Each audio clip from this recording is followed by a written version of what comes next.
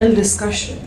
And the topic is giving talent acquisition a facelift, attracting and retaining candidates in a tough labor market with talent intelligence. One by one, I would like to call the speakers on stage. First, I would like to start with Ruby Baksi. A big round of applause for her, please.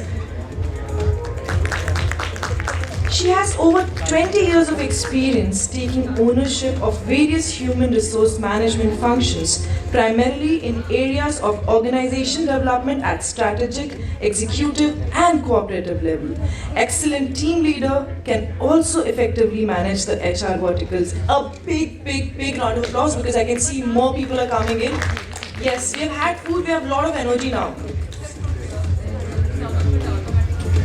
The next speaker I would like to call on stage is Manoj Vanjari. Manoj Vanjari, sir, please step ahead. Come on the stage for us. The VP of Talent Management at Dentsu International. He has the ability to deal with the complex organizational goal and addressing them in a strategic way. Change management, human resource and talent development, risk mitigation, putting teams together and hiring is his core competency.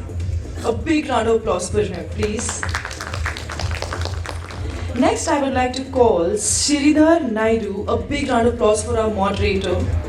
He's the head of learning and development at Allana Group, and he's our moderator for today.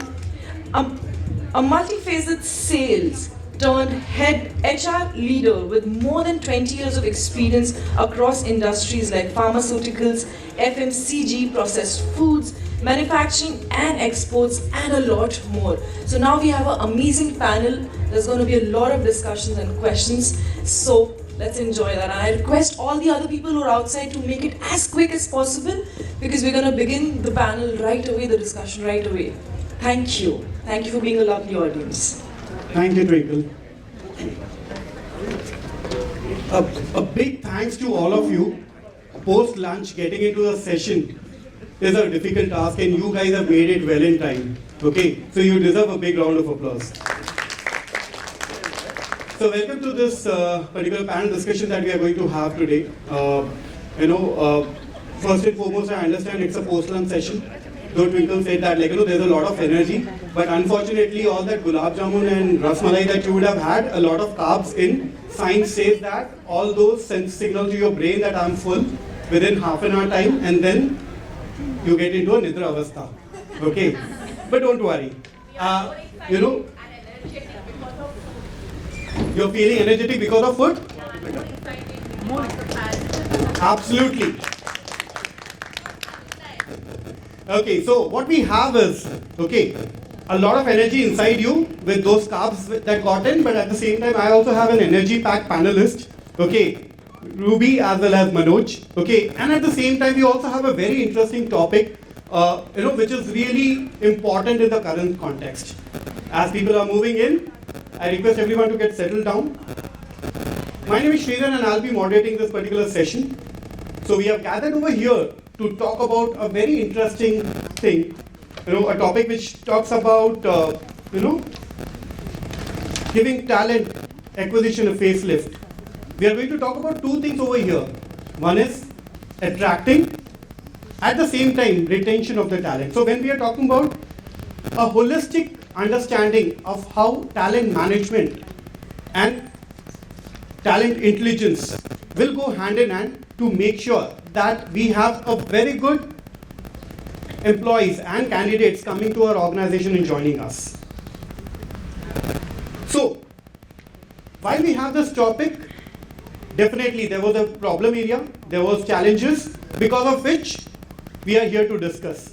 So I'll just like to quickly pose certain skills, certain challenges that we have in the current context. Now, I'm sure you would know that there are one major challenge that we always have. All the HR folks will agree to me. That is talent shortage. Do we get talent easily? No. So that's a challenge. Okay, so having the demand of a skilled talent versus the supply is a big challenge which we have. The other important challenge which John talked about, that is specific skill set. There are a lot of niche roles and there are multiple specific roles which have some specific skill sets. Now getting those specific skill sets is also a big challenge and which has led into an intense battle between companies who are trying to vouch for those best candidates which are available in the market. I'll also like to quote Perpetual. She talks about one thing today that it's candidates are asking nowadays, is job good for me? Okay, the whole expectations of candidates are changing. They are the current context, the candidates are not looking at only the role. Rather, they are looking at a holistically a job profile which also suits to their value, their growth, at the same time, a work-life balance. So with all these challenges we have, how do we look at talent acquisition and talent retention? Luckily, we have talent intelligence, which has come as a beacon of hope. There's a lot of data, okay, by leveraging data, by having insights, by strategic analysis, we have those data points which will really help us have the right kind of a talent joining our organization. So with the challenge that we have and the beacon of hope, I have certain set of questions which I like to pose to my panelists who will dwell upon the nuances of talent intelligence and bring about their share of experiences and insights as to how talent intelligence can lead us in having a good talent management across end-to-end for the organizations. So, thanks. So first and foremost, I would request you. Just confirming.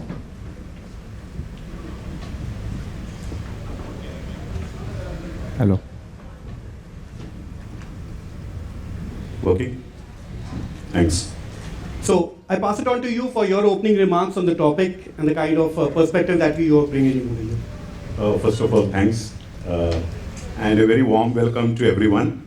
Post-afternoon is the biggest challenge. He has already warmed us, all of you, and us. Before I dwell into sharing this thing, I'll pose a quick one. You probably are here for last couple of minutes, hours, right? Did you see any error on the board over there? I give you 30 seconds to find out the error. You can use your mobile to stand up and click a picture if you want, so that you can zoom and check it out.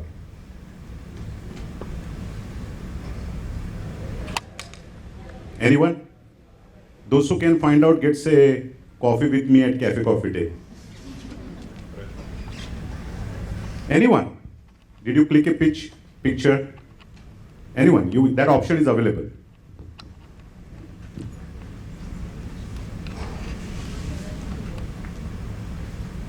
Okay, there is no error. That was to next level of getting you awake. Okay, he already did the 50% of part, which he said that the gulab jamun will settle. But by now, when you were thinking that additional 100 calories has been already burned, because you were thinking, where is that error? And the hosts were in stress that what error has happened. So they have burned 200 calories already. So she got a mini heart attack. I could see her face now. Oh my God, what is it? The sponsors are going to, and what is it talking about? Okay, well, on the lighter part, that was what it is. But amongst 50 people sitting here, I saw 2 people clicking the pic. And just few minutes back, we had like the Gen Z are very active in using the digital technology and things like that. We had a mobile at hand, but we really did not use it. So 2 out of 100 people actually use the technology. So 2% actually, not more than that. Okay. So what is the point I'm trying to make is that what is talent intelligence? Talent intelligence is exactly this thing. It is not any software, it is not any tool, it is not any technique. And I can very happily claim to that because I've been in technology from 1990. The early days when probably most of you have not seen COBOL, Pascal, Fortran. I'm a hardcore nerd techie, okay? So it is all about this common sense stuff which we segment and use is talent intelligence. So starting with that, what is talent intelligence itself? That's a definition which I want to do. It is a technique of finding, segmenting, and trying to dwell upon what are my audience. With that, I pass on back to you. Thank you. Ruby, I would like to request you for your opening. Thanks for that lovely opening, Manoj. It made me also think that I just saw something, but did I miss out anything? So thanks for racking our brains too. And just carrying on to what Manoj said already, I love the common sense piece. Actually, we hear these buzzwords. A few years back, I think analytics was a buzzword, and now it's ChatGPT and AI. So when we heard analytics, I know people who really got into doing courses of analytics and wanting to understand how I can, probably be at par with the industry. But the common sense is that as in the morning we saw a lot of hands, actually 90% of you being from the HR field, we have so much data. We play with so much data, but are we really focusing on the pointers that we get from this data?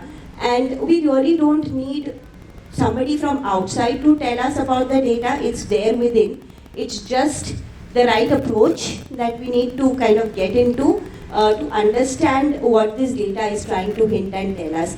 I think I would like to begin with that, and over to you for proceeding. Thank you for setting up the context well. Thank you. If I can get your inputs, Manoj, you talked about what actually defines talent intelligence from your perspective. Now, could you help us understand how exactly that is getting transformed into your TA process in your organization, or maybe some better practices that you have seen across? Okay, the first and the foremost which I want to bring is the nightmare that comes from catching the eyeballs. That means getting the audience to see that there is a position, to converting to an offer letter. I don't want to dwell in all the micro details, but the individual turning up on the D-Day and lasting for 8 hours. Okay, so the whole process is about how to crystallize and save the time, how we are able to reduce that effort and the investment that goes for converting 1,000 to 1 or probably 2,000 to 1, the amount of various processes that are involved is what we are trying to focus upon. Now, when we talk of talent acquisition, it is not only about are we able to attract the right talent. It is also about are you able to get the right. It is okay that we miss a good candidate, but the challenge is you get somebody wrong on board. That is more of a stress to individual or the organization. Because you miss one good, it's okay. But you get one wrong on board, then you have to live with it for probably next 3 months, next 6 months, and God knows what in the spatial challenge of social media. Because that's the biggest threat. Whether it is right, whether it is wrong. Like for example, right now I made a statement, it could be misquoted in a different context altogether. It could be quoted like, oh, Manoj insulted kind of thing. The context is not aware about it. And we're talking about exactly that point. So, when we talk of talent intelligence, it's nothing new. Like we talked about in the last 30 years, right from the initial days of the days when I started with, is that you have to have a punching card. Not to punch into the organization, but the program. I do not know how many of you even has seen a punching card. But if you Google, that was what the legacy started with. To what we are today, everything has remained the same. It is all 1 and 0 today. It always was ones and zeros. It's binary. There is nothing change about it. So talent intelligence is filtering the funnel that you create and sieve out the best for everyone. And that whole process, nothing has changed. It is only evolving with the changing times, and that is very important and critical. Change has definitely happened. What was the change probably pre-COVID is very different from now. Like just the previous pre-lunch session was that the afternoon nap has become so near and dear. And it's true. Folks were under house arrest probably 100 days, 200 days, 300 days, and probably a lot of those things people realized are necessary, which we had never experienced about. Probably that afternoon nap or taking a couple of breaks to just catch up air. We have not realized those things. So now that part of how to segment and get is what we are processing about. Thank you. Thank you very much for sharing of the fact that talent intelligence existed. However, it is evolving. Would you like to add anything to it, Ruby? Yeah, pertaining to talent acquisition as such, I would like to say that COVID itself has brought about an evolution, the evolution of a thinking process, a working process. So COVID happened, and then we saw the Great Resignation happen. So how about as HRs being proactive in trying to read between the lines? What is the data trying to tell us? Is there something that we need to understand? One of the things that I remember we had done just after COVID was we saw that people would accept the offers and then there was silence. Though numerous amount of touch points and such processes were said that, hey, we'll invite somebody over for, say, a virtual chit chat, or we'll invite somebody over if they would like to come and see our office on a, just to know how our campus is.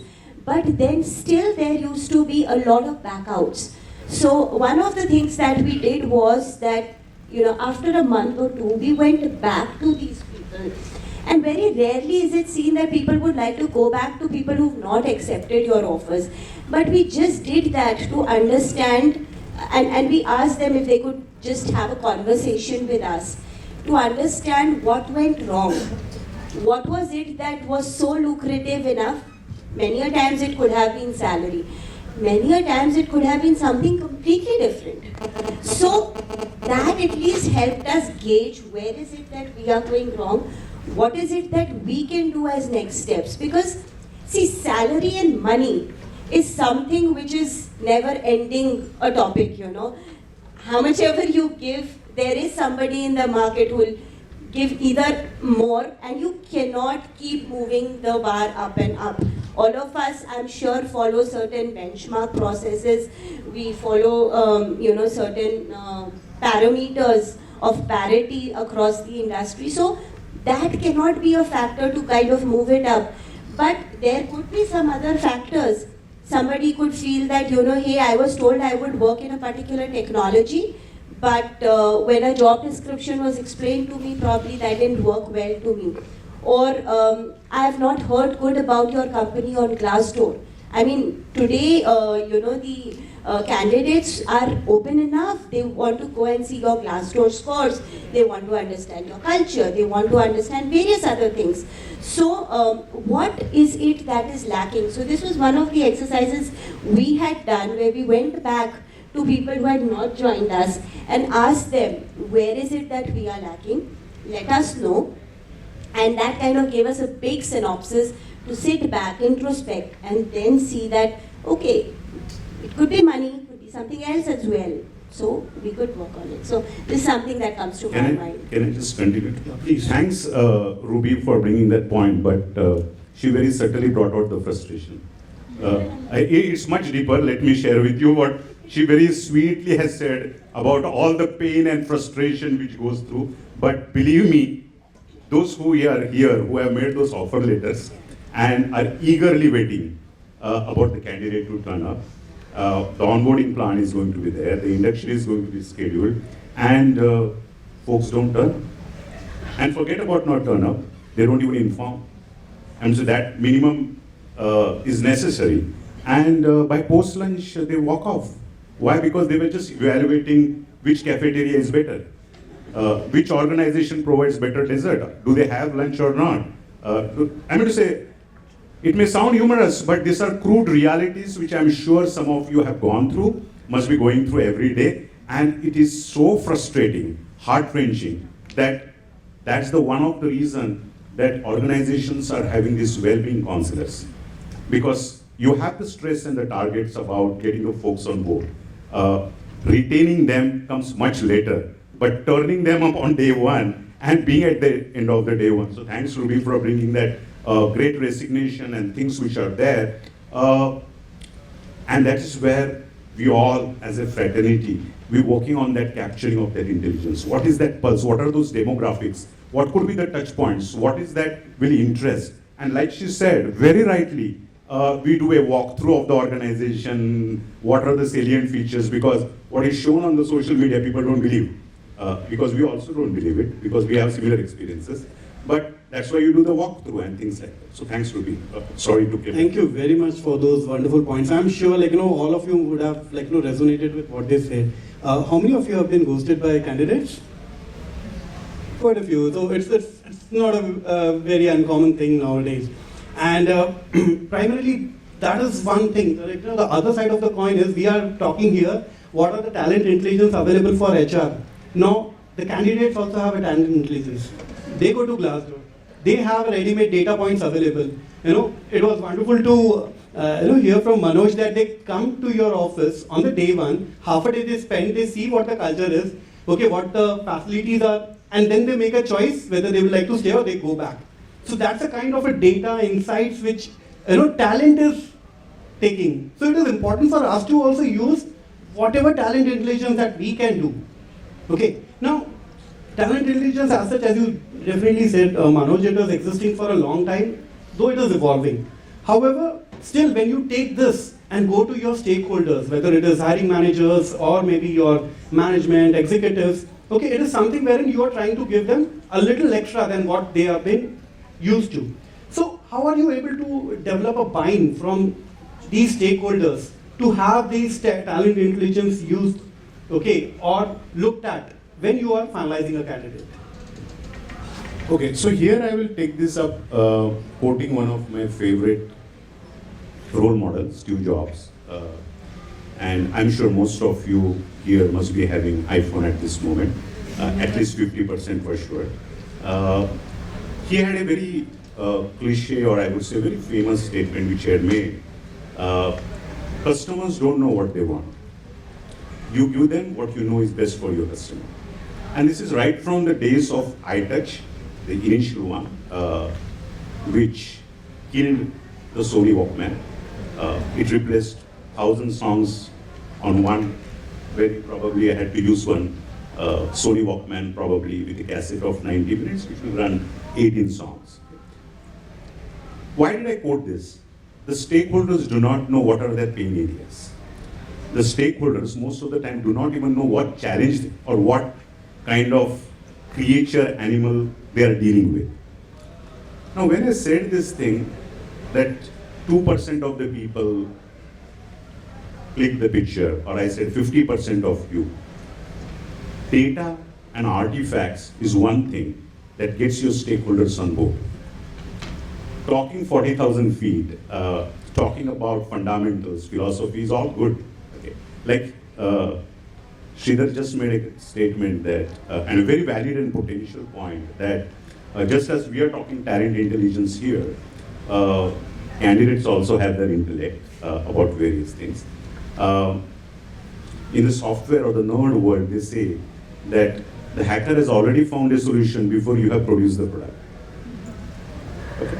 Now, data, artifacts is one thing that gets your stakeholder on board. And that's one thing which I've been following. Coming from a strong tech background, of course I did a lateral shift, but I still claim myself as a nerd. And I believe that there is no replacement for having artifacts. When you go with the statistics, this many number of people who accepted offer but did not join is a one strong artifact, rather than making, oh, we have a lot of people refusing our offer. That's BS. You go that in the last 6 months, we made 100 offers, and probably out of them, 20 have accepted the offer, and of them, 10 have joined. And in the last 6 months, 2 have quit, which means we're talking of only 8% of it. That's where get their attention. That's what gets you the eyeballs. And so the whole social media today works on the concept of, and why I'm claiming this, I come from Dentsu. I am moved from no advertising. It is all about eyeballs, how to catch the attention. Whether you talk of Insta, you talk of FB, you talk of LinkedIn, it is all artifacts. So the one of the thing which I personally follow and have been following is artifacts, statistics, data, go to them. But just artifacts, just statistics are no use unless you bring correlation to their business. Stakeholders are your bread and butter. I mean to say, I may have the best intelligence, the best tool, you have a SAP, etc. You'll produce and churn a lot of report. But if you can't relate it to the business, who will listen to you? End of the day, they want, how does it solve my problem? How does it fix my problem? And that is where we are not talking only of talent acquisition. We're talking of the entire life cycle of an individual. We heard a lot of talking about the people, the talent. Once upon a time it was oil, then it became data. Now post-COVID we realize it is talent. Suddenly everything is about talent. Suddenly CHRO is the most sought after position. Once upon a time it was like, Baju mera dost. HR is like, theek hai, expense department. No, I am not making any joke. I am making that is the reality. But suddenly now everybody, talent, HR is the whole new flavor about it. So the second thing, which is relate whatever artifacts you have with their business needs, their pain areas. Unless we don't correlate this thing, it doesn't work. And the third and the last thing is, I believe, is that networking, correlation. We cannot talk about just 40,000 feet. We need to sit, understand the pain areas. Most of the time their areas are genuine. They just can't articulate in the terms which the HR understand. And that's where the whole gap happens. We talk of 9-box and we talk of competency, we talk of the bell curve and everything. And they have very simple ABC. If we can take those inputs and put into your 9-box, it works wonderful. Thanks. Thank you for that approach you talked about for the buying. Anytime you face resistance, Ruby, with your stakeholders in terms of when you put across certain points based on certain data, so have you got a pushback, or could you get them, on board with your thoughts? I think we, as Manoj rightly said, what matters is whether we are able to resolve their pain area. So, how many of us would want to think differently? For example, we've been hunting for a position for a very long time. Somebody joins in, works for 3 months, leaves and goes. You get another person after a lot of pain. Some offer rejections, you get a person on board. Again, the person is unhappy. Instead of spending our energies on hiring more people, how about going back and doing the math and saying that, we had so many people join in this position. This is the feedback for them. The problem area is the manager. Rather than, just that position has to be refilled every time and putting our brains only to working on, fulfilling that position, maybe the pain area is somewhere else. So how about going and correlating, as Manoj rightly said. This is one example that I can think of where you can correlate and go back to them saying that with facts, with stats that okay, we're not able to fulfill this position, let's pause that for now. I want to present to you something else. Can we take care of this? If we've taken care of this, automatically something else will be taken care of. The person may stay, may be happy, but there's something else that we need to take care of in the hindsight. So that is something that, if we can think of that problem, not only from one perspective, but from what else could be really causing that problem, I think it's very easy to convince. Great insights. Just like to take it a little further, Sitansh talked about that, it's a days of personalization, that we need to provide personalization to all the candidates. So from that perspective, do you think there is a scope of talent intelligence in terms of giving that kind of a personalized, onboarding experience to any one of you? Okay, I will share one of the classic example or the challenge which I had to deal with in my organization. My professional experience was always with tier 1 organization with employee size 1 lakh and above. And I did a lateral shift in a different role, and I came to this advertising organization. It was a conscious decision, and we had a strength of around 2,000 folks. The average age is 24. I had no experience of what challenge was ahead about me. And I very soon realized that the maximum tenure was 1.5 years. Folks staying for 1.5 years. Okay. The average age is 24 years. So, two things over here. One, we were dealing with hiring. That means investing 6 months, then training them for the next 6 months, and then again rehiring after 1 year.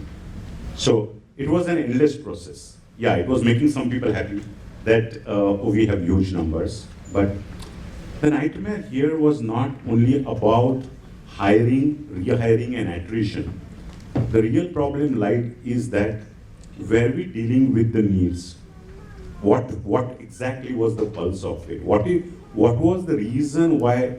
Because when I dealt with it, I always looked, oh, I never left my first organization in 10 years. And that was the benchmark. That was the benchmark. And now it was a changed one. So the problem, most folks who probably are in their experience of 20 years, they tackle the problem the same way. अरे मैंने कभी पहला job 10 साल में छोड़ा नहीं था. ये क्या बच्चे लोग 2 साल में छोड़ के जाते हैं, सब बेवकूफ है. So we are actually articulating the problem in a very wrong way. And that is where, when we talk of the term talent intelligence, or there are so many analytical tools, in the early years we used to call GIGO, garbage in, garbage out. That is what it was. Computer will give you what you feed in. Okay? So if I give the wrong inputs, it's going to give me wrong. So when we talk of data intelligence, it is how I articulate the challenge. The challenge was not that we were hiring the wrong people. It was not that the individuals also did not care. We had to really paraphrase that problem, that we are not dealing what interests them. The interest level varies within every month, every 3 months. And we are comparing with the interest which exists with individuals probably for 2 years, 5 years. No. The interest level in the mobiles changes every 3 months. You upgrade probably every year, or probably 6 months if I am out of touch. But the fact is, that's what you require attention seeking. Look at it from your TV. You use more your remote not to see what is on the, but to browse the channel. At least that's what I do. It's a wonderful tool. You keep browsing. It's a more entertaining browsing the channel than seeing what is inside the channel. Okay? But imagine those who probably had DD1 and DD2. I don't know whether you will understand what is DD1 and DD2, but you had no remote. You had to walk across there and change the channel. Forget it. Nobody will do that thing. Okay? So that's the same thing we're talking about, the more options. So it is not the problem what was articulated, but this was articulated by folks who are comparing DD1 to what exists today. No, it's not. That is a feature. It is a wonderful feature. Use it. Now, if I treat that remote as a wonderful feature for browsing, then me and my daughter sitting, we both are sorted. No worries about it. But if I, oh, why you are keeping on changing the channel? Because then I'm not treating the remote as that. The remote has been designed exactly for that. Otherwise, why would remote come into picture? Now you have Alexa. Why is that feature come? It is to make you more lazy. No. It is to utilize your time more effectively. I am standing probably over there and I want to control here. If I treat it like that, I'm doing something. I'm brushing, I'm shaving, I'm doing anything, I'm browsing. And I instruct Alexa to do something. It's a smart way of looking at it. But that's exactly how someone else who will treat that. Now then we both are sorted. We have no issues with it. I treat it to save my time and they use it as an advanced feature. They are born with it. They have grown up with it. So nothing wrong in it. So coming back to the story, we fix the problem by, okay, we are going to have folks only for 2 years. Problem solved. Don't expect anything more. Then what do you want? How can they be more effective, productive as fast as possible? We were probably investing 6 months. How can we cut it down to 1 month? The whole paradigm shift. We shifted, redefining the problem. They are not the problem. Our thinking is the problem. And that exactly is your talent intelligence. It is not just about hiring, getting on board, and looking at it, what is Glassdoor. No, it is about how you articulate. I'm repeating again, how you paraphrase the problem. If I cut down the time of being efficient, of being productive, my problem is solved. वैसे भी लोग जो 5-5 साल 10 साल चलते हैं वो सब काम ही करते हैं, ऐसा कुछ नहीं है.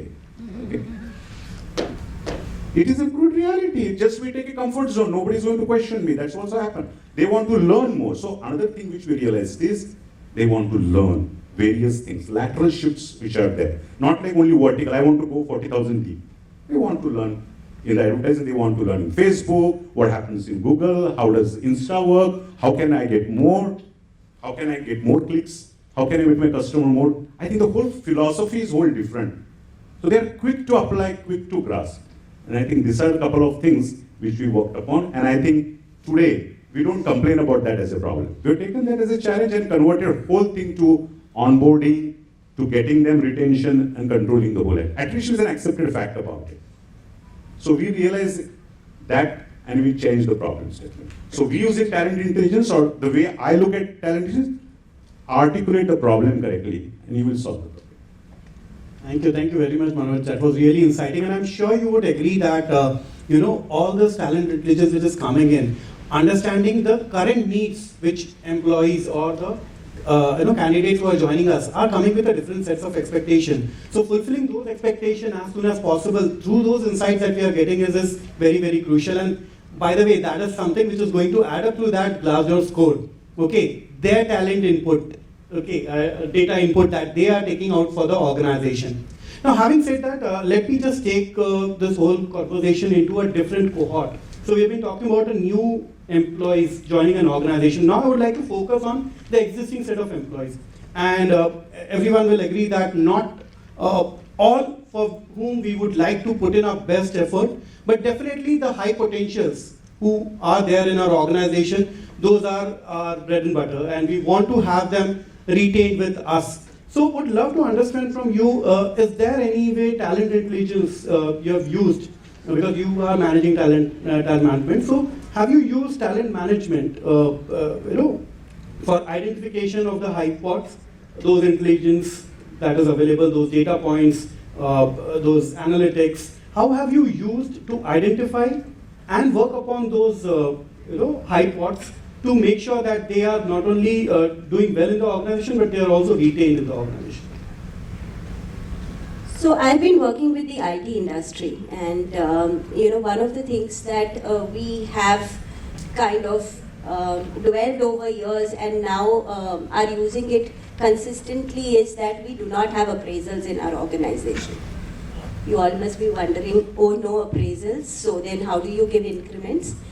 We actually have come up with a continuous feedback mechanism system where once in a month mandatorily the manager and the employee sit down and they have a conversation, and the manager is supposed to rate the person on how well has he done on his goals, his or her goals.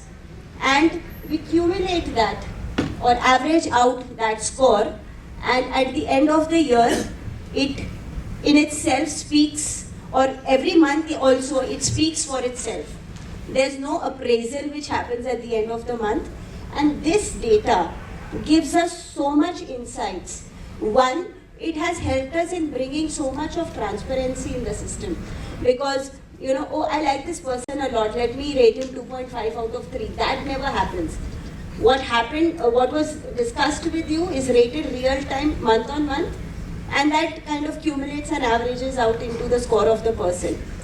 Now, this has helped us in a multifold ways, It has not only brought about a transparency and trust amongst the employees, it also gives us real-time data whenever we want. You want to plan somebody's on-site career, planning, you have the insights right in front of you, the realistic feedback of how the person has done, his achievements, his shortcomings, as well as where does the person stand. Now this, at any point in time, you don't have to wait for the last year's rating, but this tells us that how can I identify my high potential performers. To add to the data piece, in the first quarter, if somebody was like a top performer, has come down to an average performer in the second quarter, you better go back to the person and ask him, hey, you have the capability, what's going wrong with you? So this has helped us so much in understanding how we could really take an approach forward and work around with the data. We've been able to successfully identify our high potential performers. We have been able to do succession planning, career mapping for them. We also have a program called Fast Trackers, where we've been able to fast track somebody's growth because of this tool. So that has really helped us. Thank you very much. Just supplement some. So thanks, Ruby, for bringing that out. And most organizations still cannot dare to actually get away with appraisals. That's the challenge, because it has to come top down. The support has to also happen top down. Incidentally, one thing which we have implemented at our place is that we have it twice in a year. One is after the end of the 6 months, but that has nothing to link with monetary part about it. Okay. Now that is the time where what we have introduced is the biggest challenge is when we talk of appraisal, it is between the manager and the individual. And it can become biased, it happens, or it could be most current context. So, incidentally, we have kept a midterm, and the idea or the philosophy behind that is, it's a forum where individuals can collect feedback for themselves from various stakeholders. Now, the reason behind this idea is we are all working in a community. If it is just between a manager and the individual, the conversation and what is going to convert into it, it could be influenced. It could be, I would say, colored. Now, when I collect feedback and I can customize the form on what questions I want about myself. So, I may want a form that will go to Ruby, which will take specific questions that I want to have from Ruby about me. I'll send it to Shridhar. I will then send it to some other person. The reason is the more feedbacks I collect, it is beautiful for the conversation you're going to have. Because those are a clear indicator about how much the individual is collaborating with various stakeholders. Because ultimately we have to work in a team. We are not working in silos. Even the individual contributors ultimately need a customer, potential benefit about it.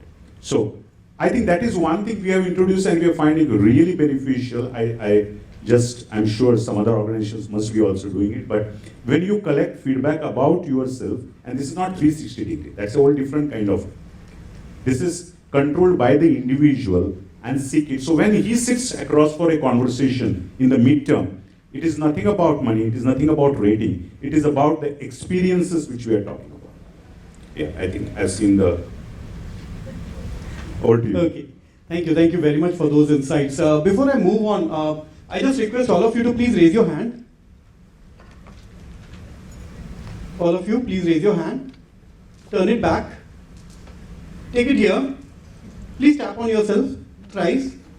Thank you very much. Your शाबाशी कि आप लोग जागे हैं और हमारे साथ बने हुए हैं. ठीक है?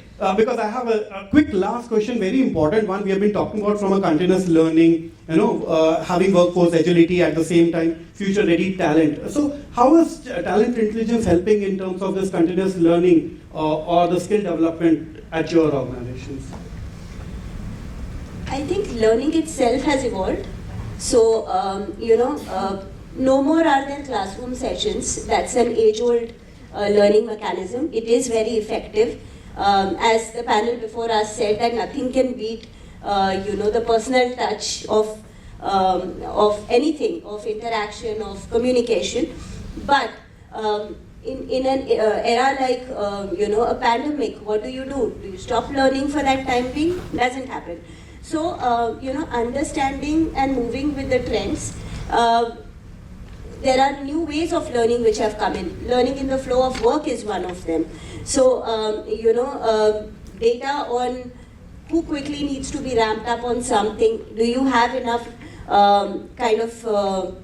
platforms where they can learn in the flow of work? Now, learning in the flow of work is that you do not really take out a dedicated time, but as you are working, you are learning. So, coming up with such kind of platforms have definitely helped our organization. The second thing is you also make learning in bite-sized content. So, earlier it used to be that I have to attend a full day program or you have to complete this in 4 hours. We've, I think, moved away from that.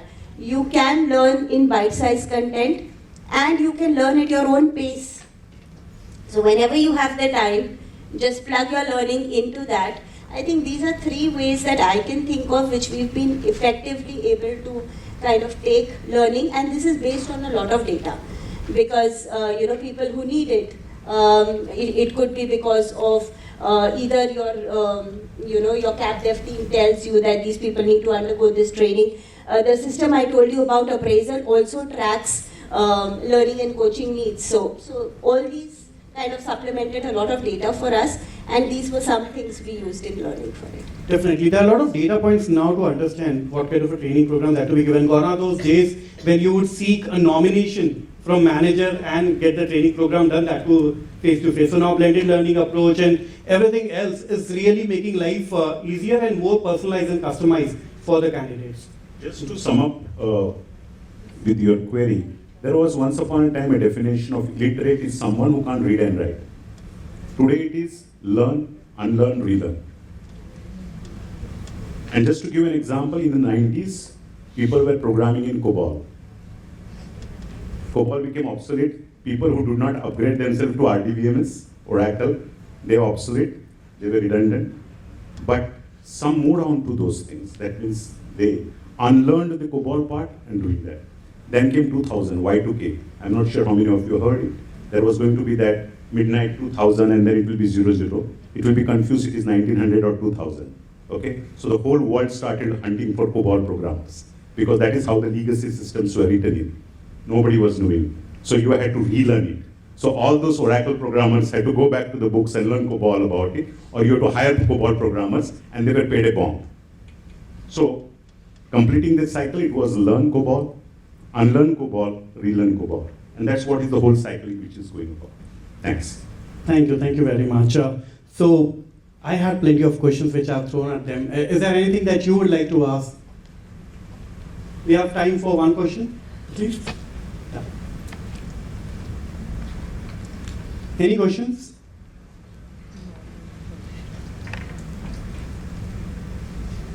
Okay. So if you don't have a question, what I'd like to talk about is the last thing that I would like to share. In the previous session, Mr. Sriram talked about that AI existed for a long time. Right at the Microsoft, a bot, a spell check was nothing but an AI. But the way it has evolved over a period of years is really amazing.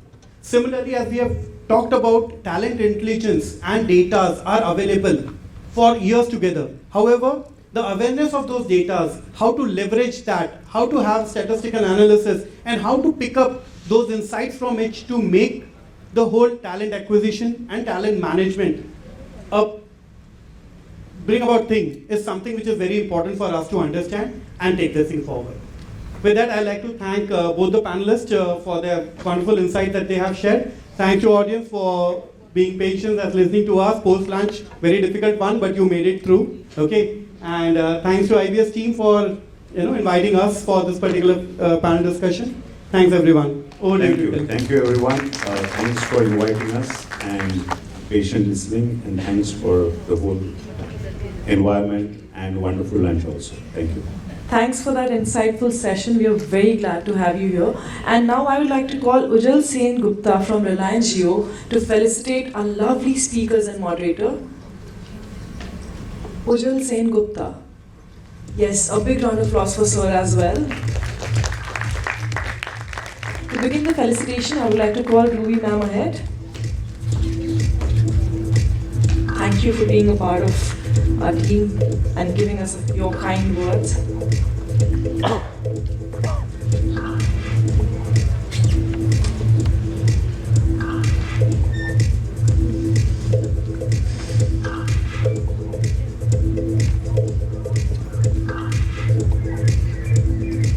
A big round of applause, please. Now I would request Manoj sir to step ahead and accept our felicitation.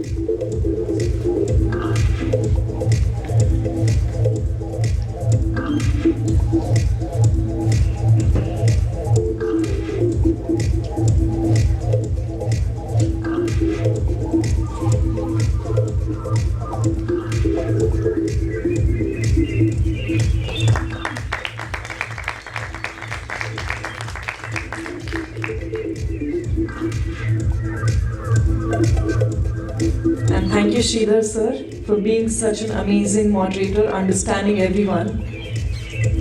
And I would request you to come ahead and accept our felicitation.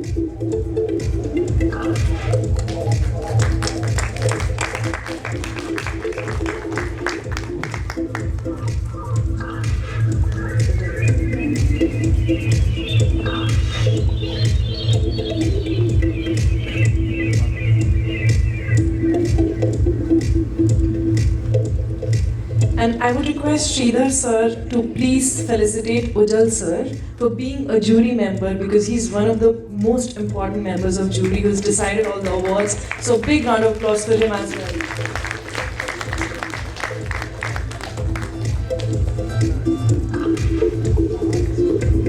Just a second.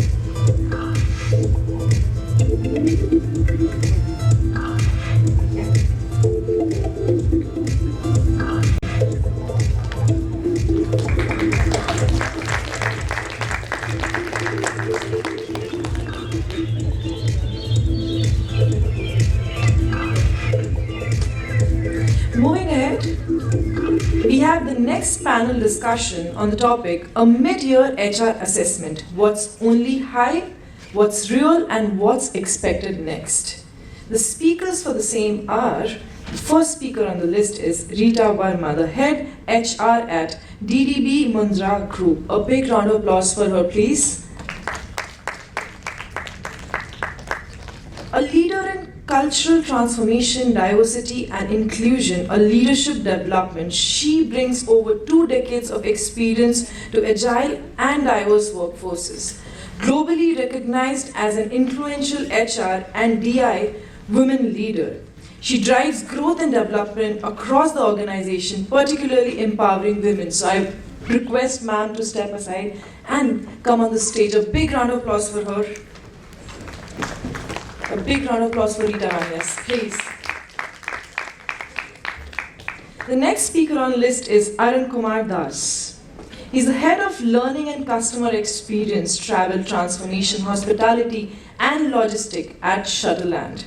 Arun has over 20 years of experience in talent identification, development, and management.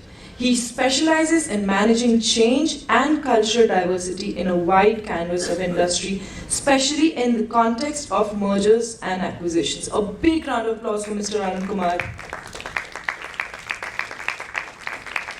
This next speaker on our list is Abhishek Gupta, head HR at ZebPay. Abhishek Gupta is an accomplished HR professional, boasts a decade-long career across diverse sectors in India, Dubai, and the US. Partnering with CHRO, he drives growth, operational excellence, and HR alignment. A big round of applause for Mr. Abhishek Gupta.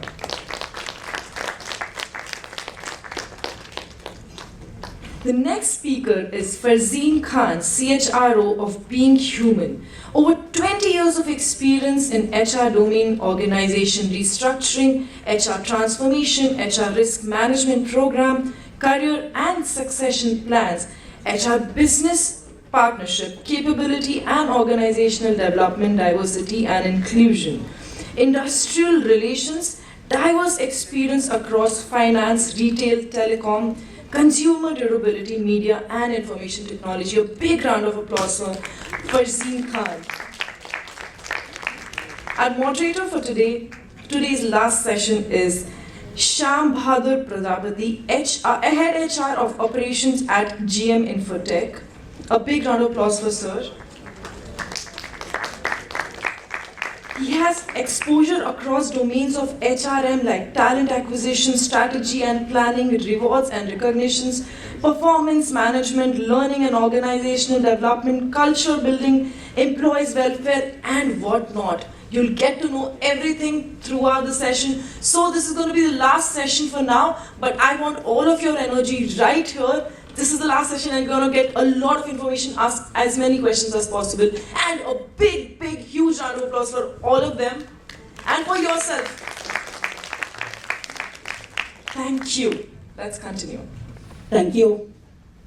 So, good evening all. Good evening.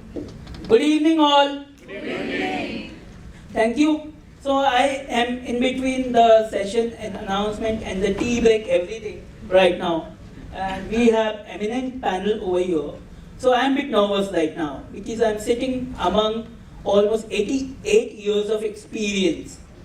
And the domain which is there, it's media, teletech, fashion, share services, banking, startups, fintech. So there are a lot of the panel which I have right now, they come across sector, and the topic which we have right now is media assessment.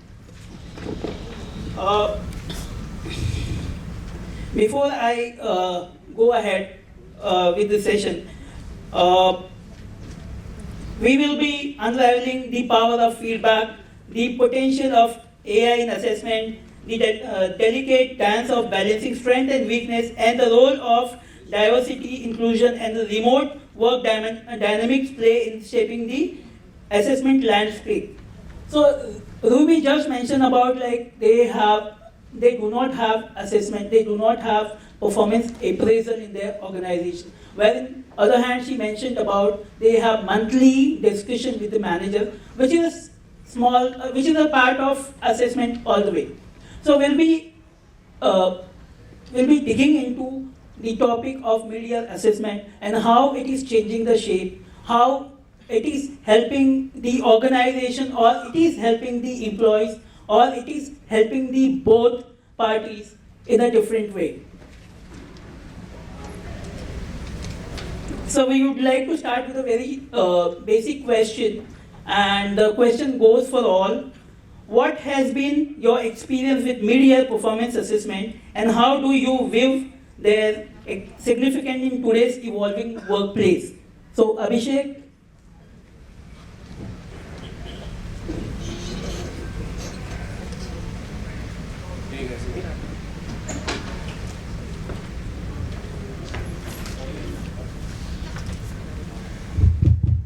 Thank you. Thanks. So, evening everyone. I think it's great to be here. Very, very contemporary topic, I guess, and I think someone in the previous panel has touched upon this monthly kind of a feedback or monthly rating. And actually, I was actually scared because as a person, I would not love to have the monthly rating with me, right? I mean, every month, right? कभी छुट्टी एक आध week की छुट्टी ले ली तो वो rating तो गया उस महीने का. So I am not very sure about this monthly. You have sword at your head. I am not sure. Having said that, in my organization, particularly coming from a very niche space, and I always, whenever I go to any place, doing any panel, we are the head of salesmen because that's what we are for. So I come from ZebPay. This is an organization which is very niche in the space of cryptocurrencies or digital assets. Some of you may know. Before I start, I always say, please download the app, play around, and let me know your feedback. Okay, so coming to the topic, media assessment, basically what we have done, I have actually been part of many organizations, which is big, small, startups and all. Now, right now, it depends upon the situation that you are in, particularly. So, for example, the situation that we are in is very dynamic. You get up one day and everything is changed actually. And that happened with us last year when Government of India suddenly applied some of the very draconian tax rules on our industry. So hence, what we have is particularly is a quarterly performance review. I cannot go to monthly because monthly is very, very, every month you have a performance review. That's not really a great idea. As for me, we have a quarterly review. We have a half-yearly goals rather. So for example, I know when I started my career, we used to have yearly goals set up in the month of April or May for the next year. And you have the mid-year assessment somewhere in the month of December. Then you course correct yourself on that stuff. So right now in my system, what we are doing right now, we have half-yearly goals. So we have 6 months goals, quarterly review. The idea is constantly recalibrating all the efforts. So for me, it's coming up very well, particularly because I don't really have to wait for a December to come to tell my folk that, boss, you're not really doing well. Or do we really need to change the entire goals for that matter, right? This happens sometimes. So for me, quarterly performance review or the mid-year review, I don't know what word would be right, but yeah. For example, right now we had goals June to December, and next month my organization is going through a mid-year, mid-half-year exercise kind of stuff, right? For the lack of better word. So that's how I keep track of the market realities, and my employees are also happy that they are actually aligned with the organization strategy in real time. Not really going back to 6 months or 4 months data. So that's how we do in ZebPay. That's great words. Farzeen, you would like to have your take on this?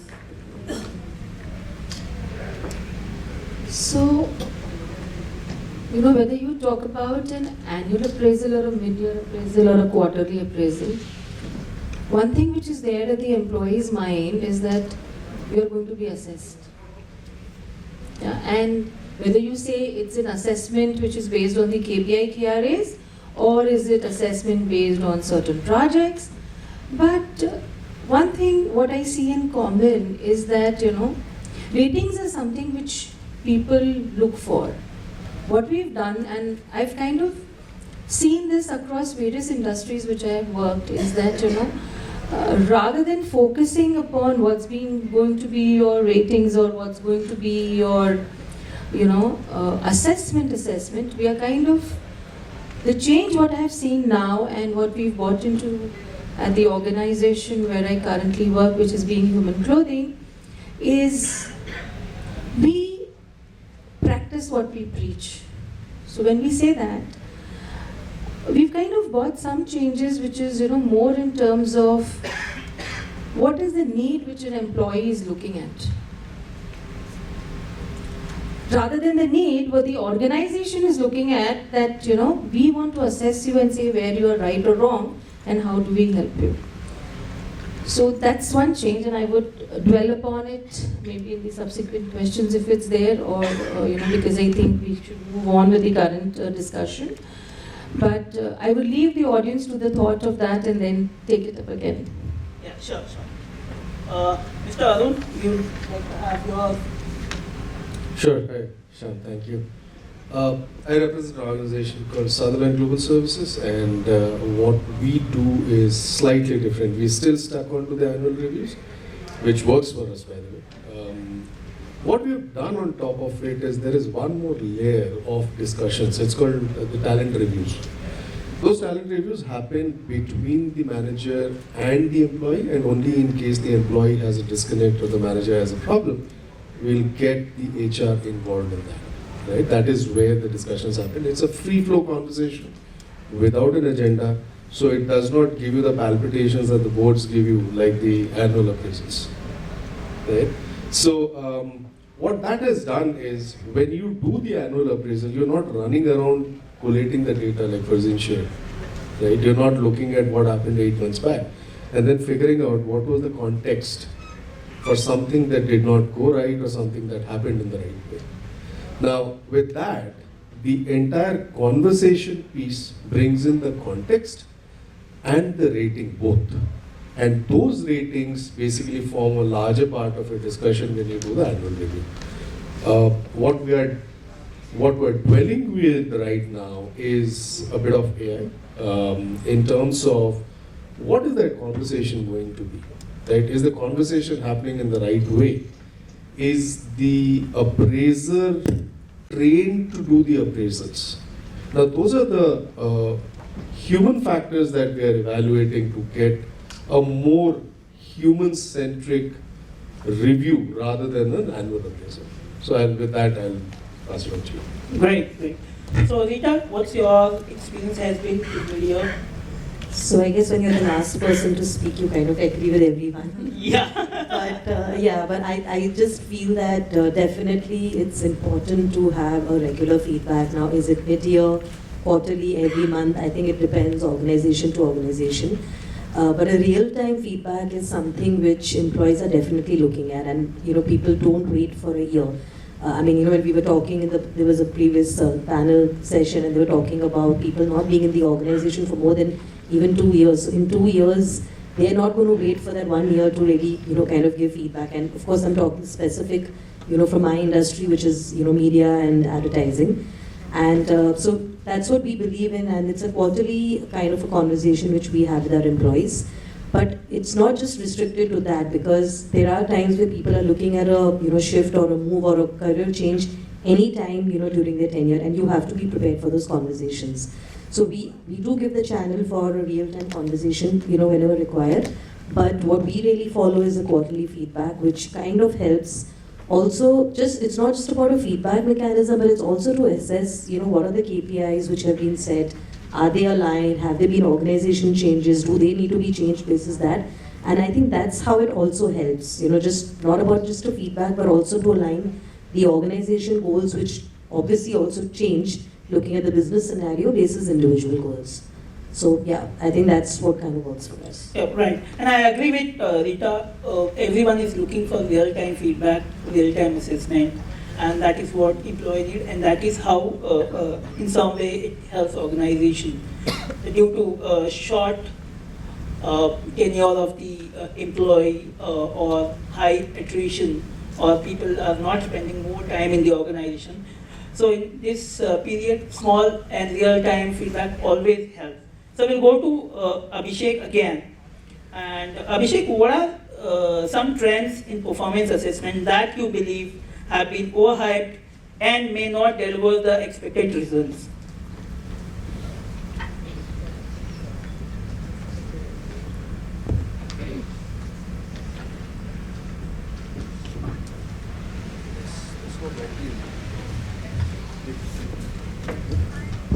Thanks. I think this always happen, right? Whenever I go anywhere, I think एक बार तो mic नहीं करेगा. So anyway, hypes. I think a lot of hypes particularly. One hype is every month performance assessments. This hype, real time. How much time is real time actually? Is it real time like you have an app जो हर 10 minute में rating आ जाएगा? That you know you have entered office in the wrong way, so it's 3 out of 5. Or you left early, it's 1 out of 5. Right? So one is actually this real-time thing. How much time is real-time? I don't know. I don't have an answer. It's just that what I believe.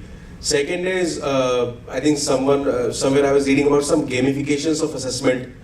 I don't know what was it. There's a game and people are scoring each other. I mean, it's not a game, right? At the end of the day, it's not a zero-sum game. It's not any game for that matter. It's just pure and play of feedback on performance, right? And that's what I believe, because I come from a learning background. I was for a long time I was heading the learning space as well. I think that pure and proper feedback helps both sides. For example, I need to know how am I doing, right? I don't really need to sugarcoat things. I don't really hear all those diplomatic things. Just tell me how am I doing so that I can correct myself. Otherwise, I will not be able to understand how was I doing for that matter, right? So that's one hype that I've seen particularly. This is gamification. Second is, which is actually coming up, I don't know whether it will be hype or it's for reality, but uses of AI or something on assessment maybe kar denge. And how does it work, right? It's kind of a FOMO. You have something, okay, FOMO, for fear of missing out. I also use ChatGPT, right, in my organization. I like to tell all of you that I do this, but I don't. Because I will feel happy about it, okay, you will also feel, okay, ठीक है, this is organization which is using ChatGPT already. ठीक है, वो आया है, देखेंगे उसको, 6-8 महीने साल भर करके देखेंगे, there's no rush, right? How would it help me, for example? So that's kind of a hype also, AI. So performance is not about AI, performance is all about person relationship that you have, right? The kind of rapport that I have with my manager or with the collaboration setting that I have with my ecosystem, stakeholders. I don't know how much AI I would be. Again, I'm not a detractor, I'm not really pessimist about it. I think it's a wonderful thing. Probably we'll see how does it pan out. But right now, I think these are some of the hypes that I think that's going on in some of the organizations particularly. Great, yeah. So, we'll move to next question, Ms. Farzeen. In many organizations, media HR assessments are viewed as a merely formality. How can organization transform this process in genuinely impactful tool for employee development and organizational growth? Okay, so I think the thoughts which I kept it to me, I can share it now. So thanks for the question. See what if I have to just give you a background about the current organization, okay, and it will just take a minute. So we at Being Human, we are actually an organization which straddles the business circle as well as the conscious circle. When we say the conscious circle is that while the organization has been built, first from a foundation angle and then a business angle, what we do today is every organization does a CSR after, post facto. What we do is when we sell our products, some part of it at the moment, at the point of sale, it goes to the person who's either in need of education or medicine. What do we do for our people? So we say, being is actually inevitable. Being human is a choice. And we at Being Human, we've taken this as a choice and we straddle that circle together. So in the mid-year assessments, what we do is, we are kind of focusing upon the coaching and the mentoring culture piece, wherein we say that, hey, in case you've not been able to, wherever you are, need to achieve your KRAs or goals, because of course that's the parameters on which people are evaluated, but what can we do to help you achieve where you are? So we have various programs which is, helping people to get coached and mentored internally, as well as through external, mentors for the line managers, as well as some top leadership team of ours as well. Because what we've realized is the need of the hour today is that what we preach is we need to practice. So whether it is a Road to Ace program for a lower performer who's there at the lower performance quadrant, how do we move him up to a higher quadrant? Or for that matter, we have specially abled forces who work for us at our stores. So Being Human is a retail conglomerate today. So it's made in India, sold in India, and now we are expanding our geographies across not only nationally but internationally. We have a special person on board at every store who could be a deaf and mute, who could be a person who is not able to walk on his feet. So how do we get that inclusion? And how do we say that these are the people who help us thrive to reach our goals? So that's what we do there in terms of inclusivity as well. And having that soft biasness which is there, just to kind of curtail them. That's the thing. So I think it's not the hype, but this is what we are doing. Great. So Farzeen has touched upon very delicate area of assessment. Now we'll go to hard fact. Mr. Arun, HR assessment are typically manager-led. How can organizations empower employee to take more active role in self-assessment and goal setting during the mid-year review process? So very interesting, right? If not the manager, who else will do the assessment? Right? So, and there are factors like 360 degree. I think the panel before us was talking about a self-led evaluation. That's also a practice which most of a couple of organizations that I know of, they follow. Now, the reality is you need to take a step back and see why do we do performance appraisal. Performance appraisal is typically done in context with the market. Where are you as a talent? Second, in context with the organization's performance. Third, in context of the organization being placed in a particular place in the society or in the market space. Now, with that, if we want to switch the roles, that the manager, not the manager, but the employee should lead performance appraisal, that is where we need to get into something like a real-time performance appraisal or a project-based performance appraisal, as we call it. Because the moment you get into a project-based, then there are very finite timelines that you're running with. It doesn't have to be a month, week, quarterly or half a yearly. It is based on that project. Now the good thing about that is every organization, agnostic of the industry that they thrive in, they run a project or two, right? And when I say project, let's say the project is, for this month, the organization needs to move from X to Y within the first 25 days. In terms of profitability, in terms of customer reach, in terms of revenue, sales, could be anything, right? Once you establish that, then you create cohorts. And those cohorts will then be empowered to do the appraisal in context of the project. Now that is where the change management needs to be done. Can the HR, the analytics function within the organization and the CHROs come together to create this? That's where the question is. Second is, before you launch anything, you got to prepare the ground for it. And for me, that ground preparation is creating an awareness and readiness from top to bottom. so that when you switch, should that happen, right? When you switch that, the employees are ready and they are not scrambling the data points or creating notes on their laptops. What did I do every month, right? They will go from project to project saying that, hey, this is what has happened. They don't need to create anything. The project conversation happens pretty much every day, every week, every month. And that's a very, very realistic positioning of every individual. We talk about performance, we talk about teamwork there, we talk about culture assimilation, talk about the value proposition when the person brings in, or living the value of the organization.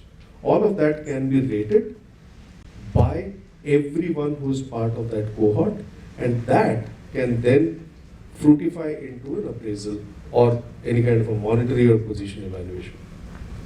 That's fantastic solution given by Arun, but I don't know how much we'll be able to implement this. So let's move to Rita.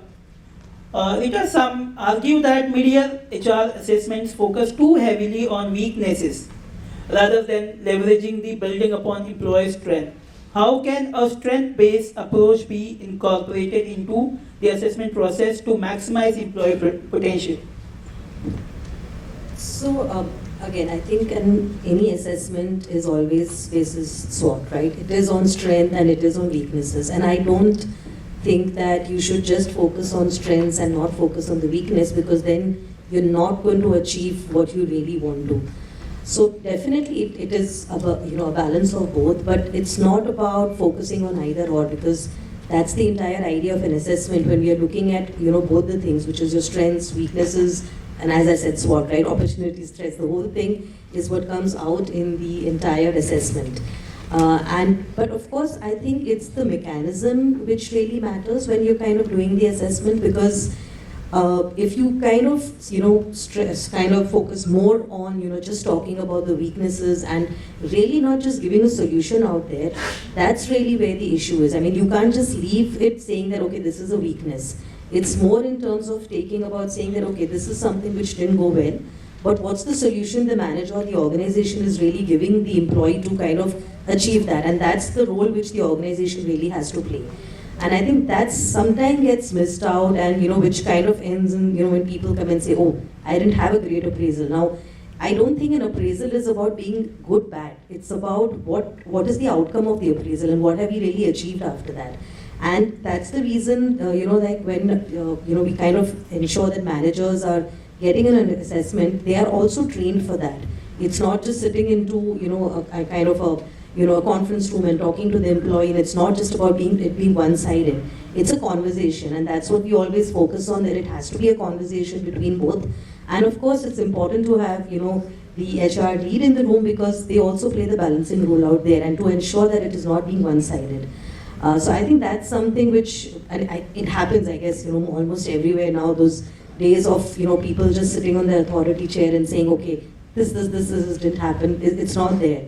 It's a very evolving conversation. It is two-sided, and that's really where we also, kind of get into conversations of what is it that the organization needs to do, what is it that the managers have to do, and we kind of take it on from there. So there are two feedbacks which really come out after an appraisal conversation.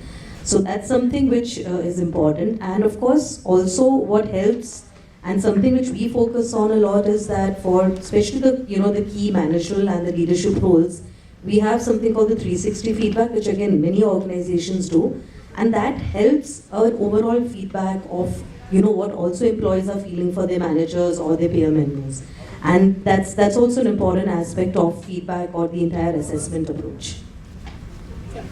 That was great suggestion. Like we should not look at the strength or weakness. What we have to look at the organization goal and the outcome of the assessment. So Farzeen, you talked about specially abled people. The future of work is becoming more increasingly diverse and inclusive.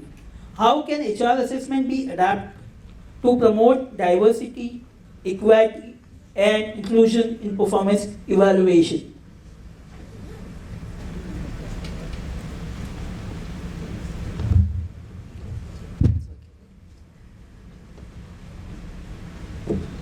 So, You know, I've been heading the D&I agenda across various industries. Okay. Whatever it is, it boils down to what's the percentage of, the workforce which is either this side or that side.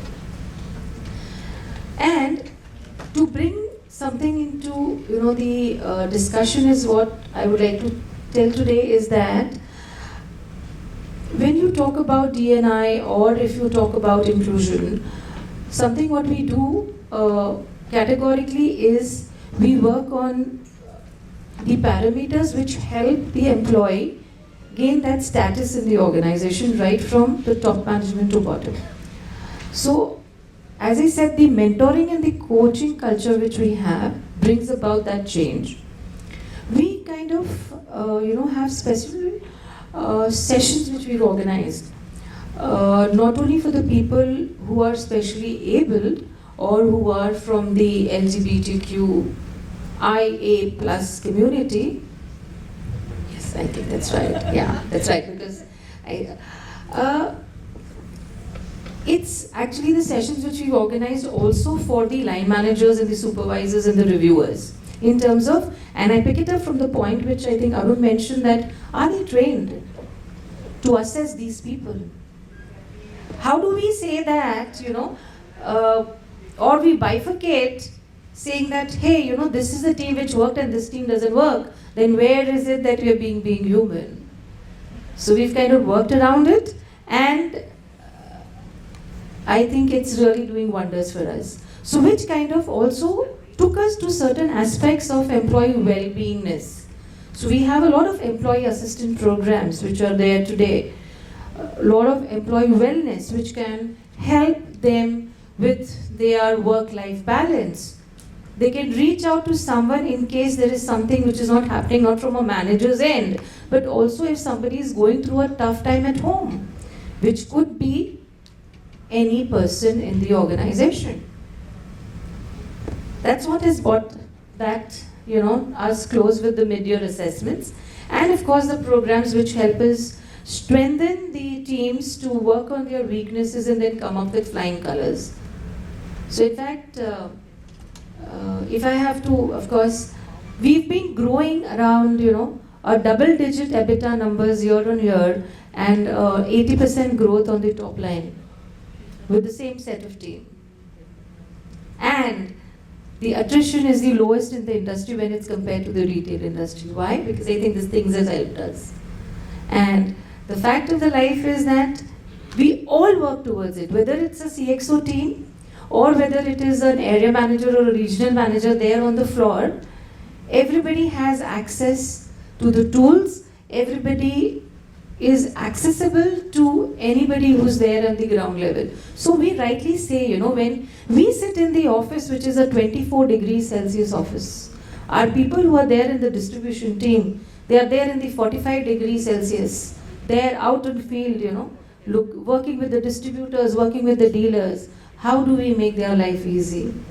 As I rightly said, so we've kind of molded that into the mid-year appraisal, and that's what kind of given us the numbers, which of course it's the ROI which you spent. My CEO will ask for that, but that kind of takes care of it along with your, inclusivity and diversity ratios. That's it from my side. Great. So D&I is working fantastically for Farzeen.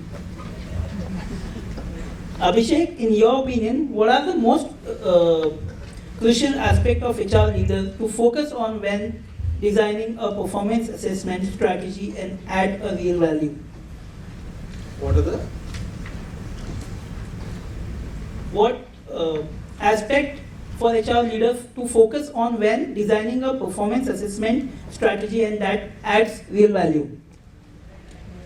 I think a couple of it, as far as I am concerned, the first thing that I want anyone or any HR person to design this entire system, because it was a startup when I joined and I started from scratch, as I said, right?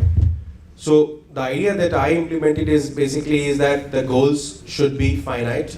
We cannot have multiple goals. We cannot have 6, 8, 10 goals particularly, because practically you cannot you cannot, even if the highest performer cannot focus on more than 4 to 5 goals in a particular quarter or half year or year, whatever the frequency is. So the entire system of performance management has to be very robust in the sense of we should have very aligned goals, particularly. Goals that start from CEO, trickle down to top to bottom, and we are all aligned on that front, right? And we kind of, in ZebPay, what we do, the goal sheet for us is, right, Shyam is a kind of your religious book, right? Whichever religion you follow, that you committed to it. There are 5 goals for this quarter or this year or half year, whatever it is, you are committed to it, right? And then these are the things that will be used for your assessment as well. So there's no ambiguity, and we follow this very cliche, again HR wale, there's a cliche thing that SMART goals and all.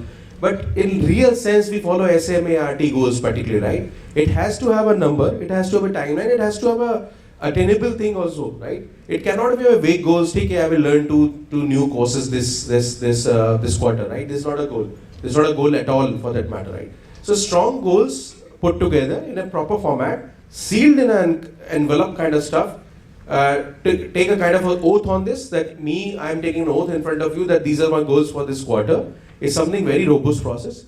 Second is about the assessment, which I think Rita was mentioning. I have a little different view particularly on the assessment side. While we do all these, train these managers how to assess, how to not, and all that biases and all that stuff.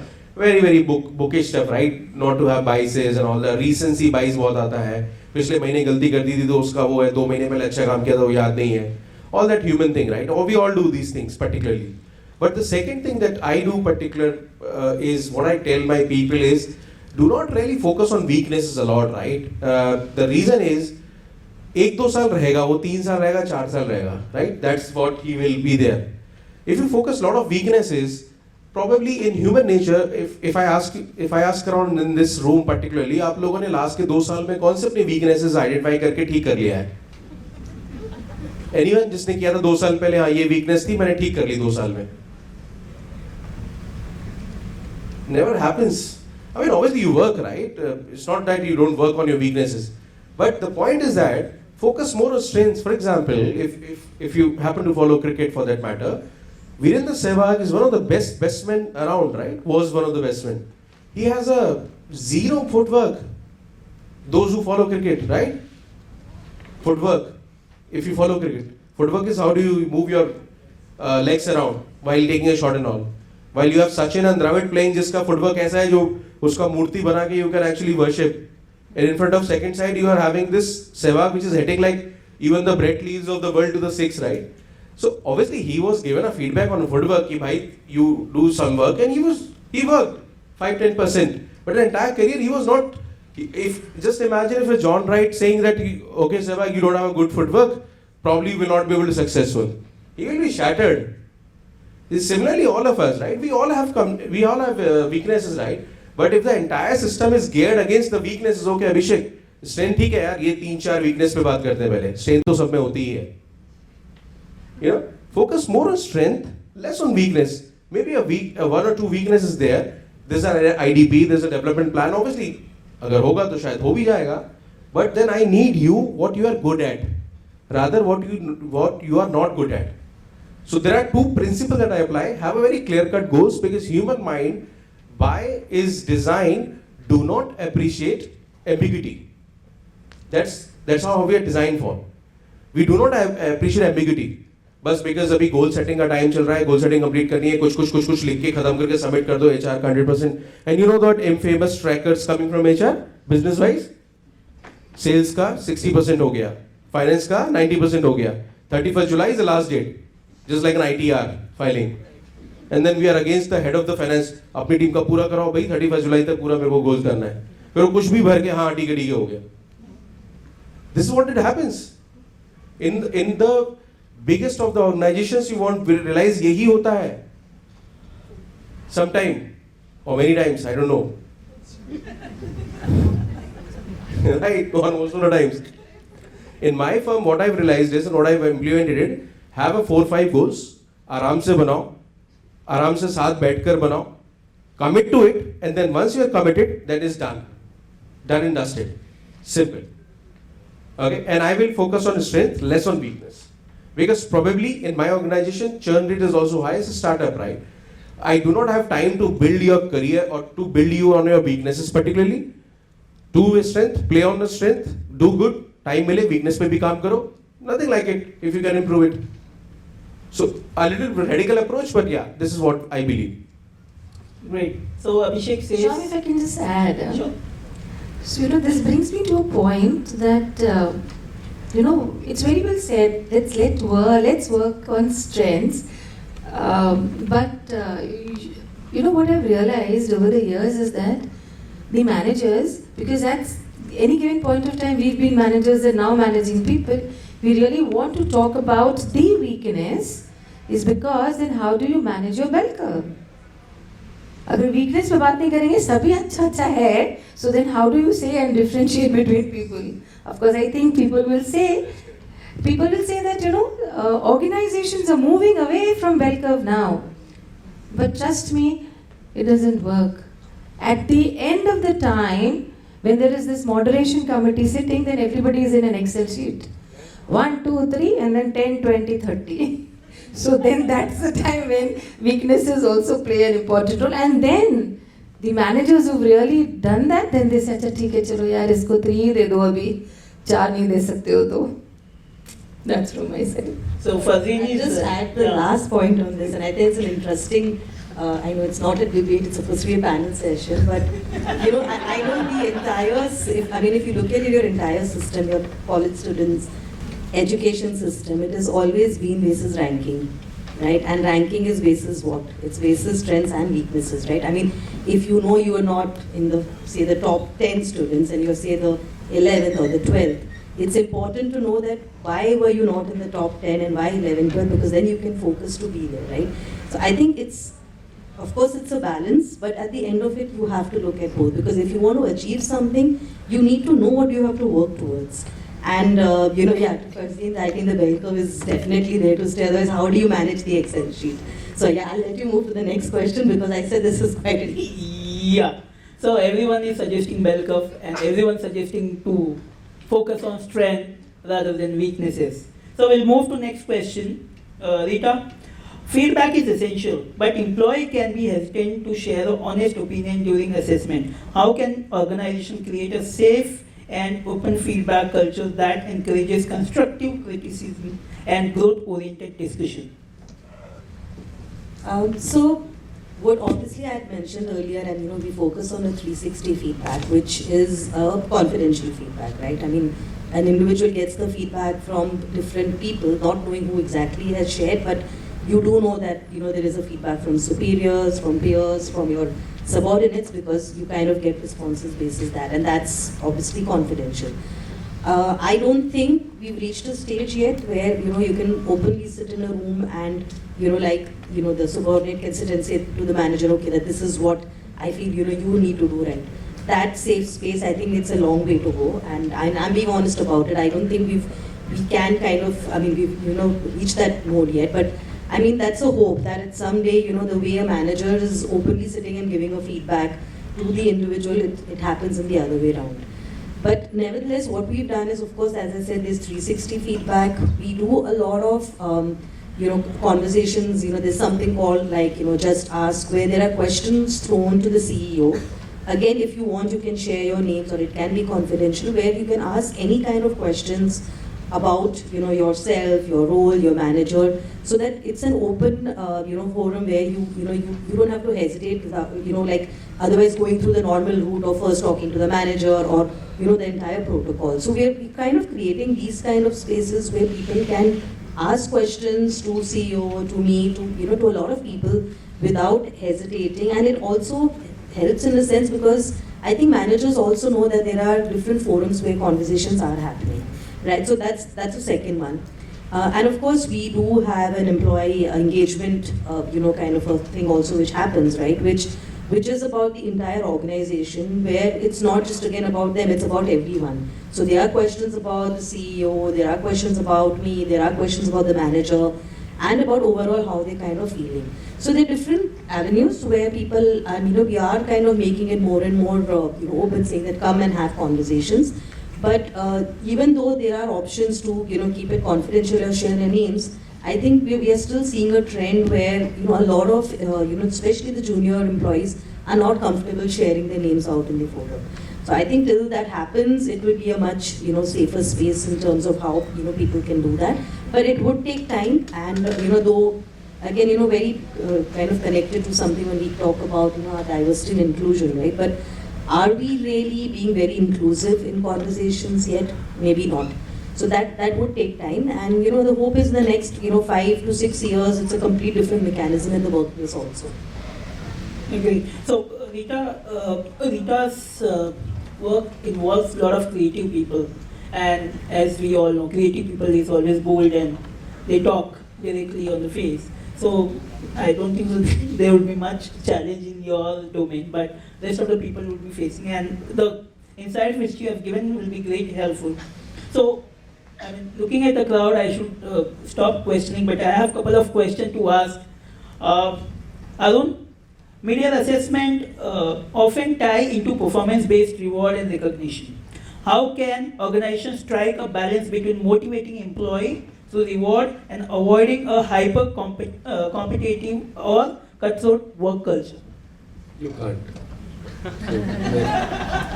So let's be honest over here. Why do we go to office? We go to office because not that we like working and being the martyrs. We go there because we want to have a number of, a particular amount in the bank every month.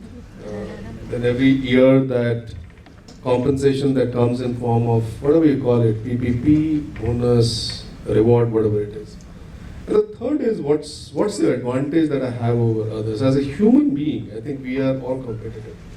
The day we lose that competition, we will be in a harmonious environment, but not doing a business for sure. Right? We cannot, unfortunately, detach the performance appraisal from the rewards or otherwise. It happens both ways. Like about 5 years back, I was about to launch the performance conversation within the organization, and somebody came over, one of my team members, saying that a particular organization, I will not take the name, a particular organization has launched this practice of not having a bell curve. I said, how the hell does it happen? Show me. And I actually got into a conversation, took us about, I remember about 8 days. Deloitte was our consultant partner, got them involved, saying that please help me understand how does this happen.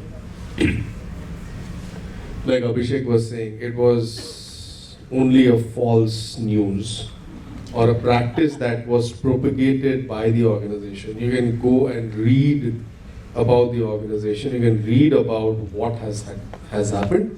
It is twisting the words, wordsmithing the practice is what happened really. Right? Similarly, we cannot, under any circumstance, get away with bell curve. How else do you get your talent balance in the system? When do you ask somebody to leave because they are not fitting into the culture? Forget about the performance for a bit. Right?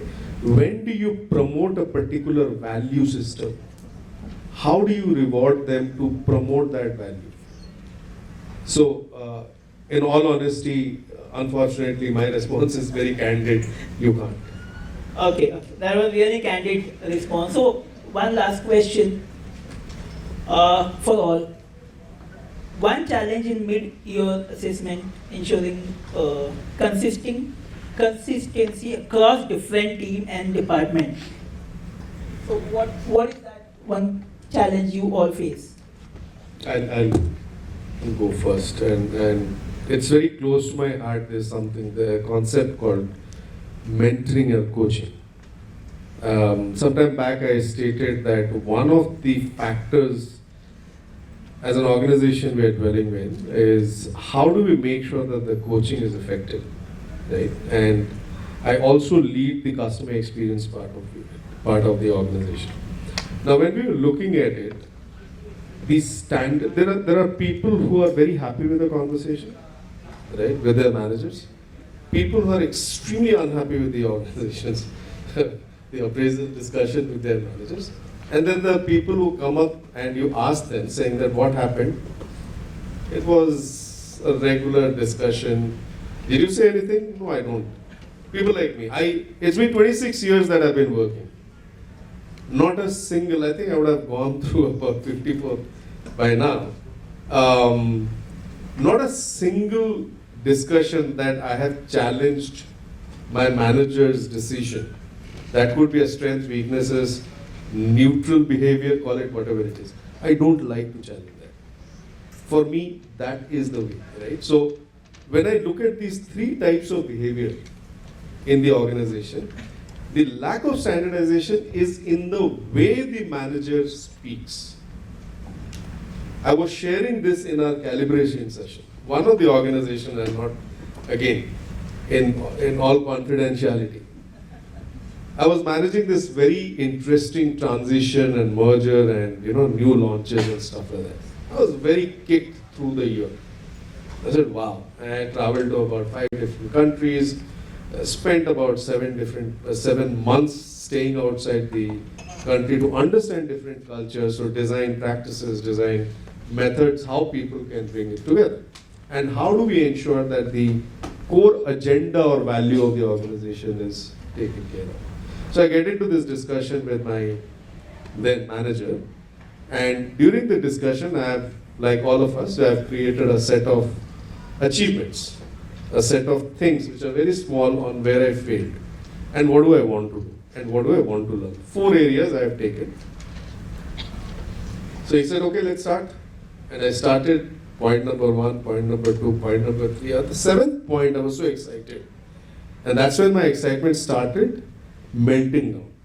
Because for every response or every sentence I stated, the managers asked me just one question. And this is what his body language was. He was in this swivel chair and he was sitting like this with one question. So, 7th time is when I realized the guy is not interested. I finished everything and I asked him, I said, what were you trying to do? He said, I didn't want you to beat your own trumpet in this discussion. I want you to have a conversation that is real, saying that these are the things which went wrong, these are the things which went right, this could have been done different. Short, practical conversation.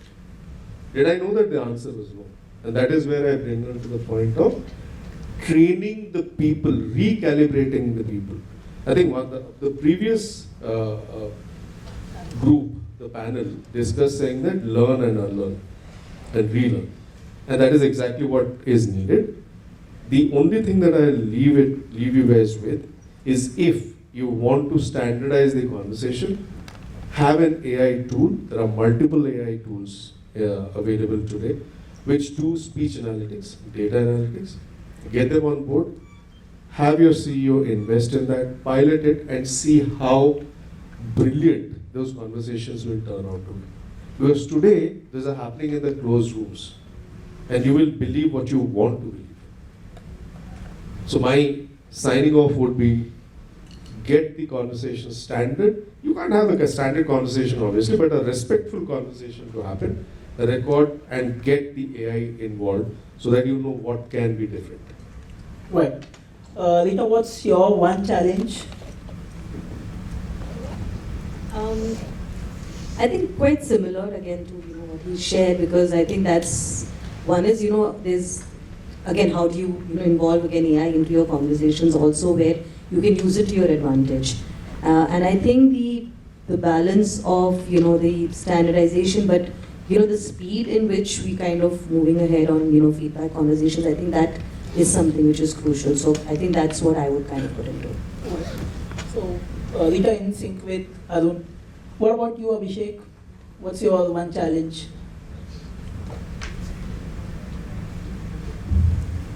I think very similar. I was actually thinking through when this conversation was going on. One challenge that for me particularly I felt is about the different judging style of people. Because when you have different managers, they tend to judge it very differently. You have the goals, you have the process in place, you have some sort of trainings also, BEI and all that stuff. but still people tend to, some people are like, they're good, like 4 out of 5 is okay. And there are managers who are hardly giving any 4 for that matter. If you see their teams, only 2.5, 3, that's it, simple. So because the parameters of a performance are different for each one of us, right? In this room is sitting, we all will rate people differently. Now the idea is basically, and this is how I think these organizations are solving for, is very strong calibration exercise, apart from all your tangible interventions of providing learning and kind of a training program for them to how to judge people and how to judge in a very objective manner per se. But with having a different and deep calibration exercise, so that you are calibrating each person for that matter, and you are trying to be 99% right, because 1% will always happen that some people will be rated lowest, or probably some people will be rated highest, but you have to live with that. You can't really remove it 100% for that matter. So yeah, that's from my side. Great. Last but not least, Farzeen, what's your challenge? So the typical challenge which I face is, the only biasness which people have, which is, okay, hey, this is, my person in my team, so I will rate him. So that person may be anybody, but he will get throughout 5 rating only.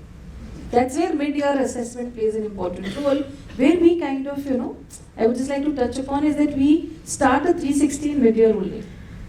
So that's where, you actually get to know where is the deficit, whether it is manager or the reviewer, to avoid that biasness. And secondly, every conversation, so in fact we've designed a tool in such a manner that, the employee can write back to HR in terms of what went well and what didn't go well. And then if there needs to be a conversation again, wherein an HR person can be a part of it. So we are trying to do that. Of course, I've not been able to achieve it 100%, still on work in progress. Great. So we had really impactful session over here, and which was really insightful as well, without revealing the confidentiality of the organization. So I open the floor for audience for any question which they have.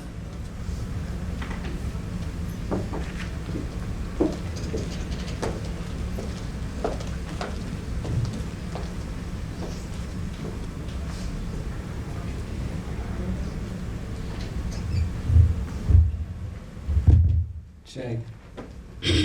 Hi, my name is Nikhil, and my question was to the entire panel actually. So a lot of interesting conversation that we all dwelled upon when Abhishek spoke about objectives being trickled down from the very top level all the way down level.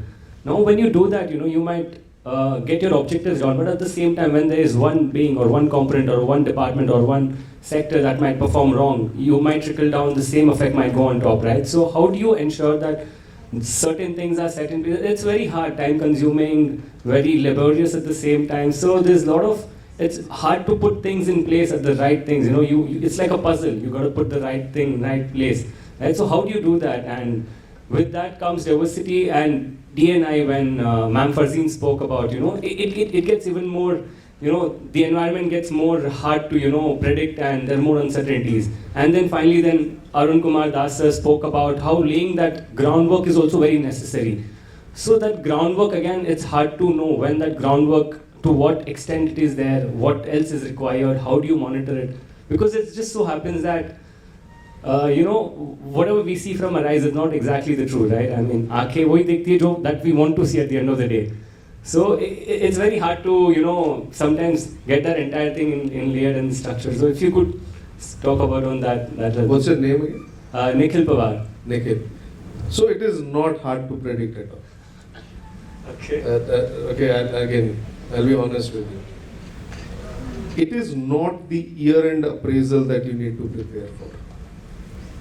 It is your everyday life that you need to prepare for. We call, there's a term called organization culture. That organization culture is all about what do you do when you step in and step out of the organization. Are you living the value or not? Do this experiment. Tomorrow when you are at work, ask any random 5 people, what are the values of the organization? You will be appalled to hear the responses. They won't remember. Second, to make sure that people are living the value, you need to make that training happen. It's like prepare people to what to do on a day-to-day life. If you are able to do that, right, your induction, there are multiple platforms. Your induction, onboarding, pre-induction orientation, all of that, offsites, everything will pump into that single objective of letting people what is expected of them. That's second. Third, whether it is DNI, whether it is objective-based assessment, whether it is making sure that the discussions are respectful, all that you need to do is make sure that people are living the value, right? And the last point you asked is, how do you identify which team actually went wrong? You don't identify which team went wrong. The fact that it has gone wrong, the organization fails. Yes. Right? With that, what could have been done differently is more important to find out. And the moment you are able to find that out, everybody will come together to solve it. However, on the contrary, you go after the department or the person which did wrong or did not do what they were expected to do. You'll never get that kind of involvement ever. I hope you've got the answer, but I'll let the rest respond. So I would like to second what Arun said. I would just like to share 2 words. Employee experience. That's what matters at the end. Now that could be a conversation, that could be a review, that could be an assessment, that could be a performance management assessment, that could be living the values. What's the employee experience which an organization is giving? I think it speaks to itself. So prediction, I think it's on observation as well. So if my co-panelists would agree, everything can be seen, observed, and then reiterated and iterated, and then, getting into a problem statement and solving that. But ultimately it's the employee experience. I think I would like to leave it up on that. So, we'll have one last question. We'll take it off. Okay, good. So we'll have a question offline. So now I would request audience to give us feedback and assess us by clapping. Thank you so much for putting light on the importance of mid-year HR assessment. Now I would like to call Mr. Kiran Prasad Ivaturi on stage to felicitate our lovely speakers and moderator. I would request Arun sir to take 2 steps ahead and accept our felicitation.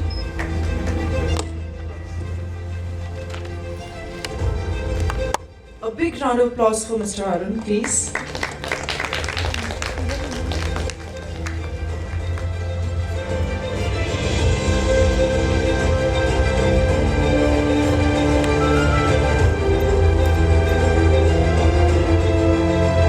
I would request Rita ma'am to come ahead and accept our felicitation.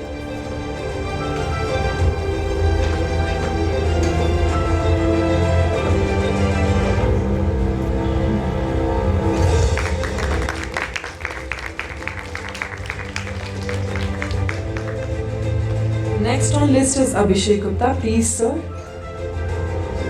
accept our felicitation. Thank you for being a member of our panel.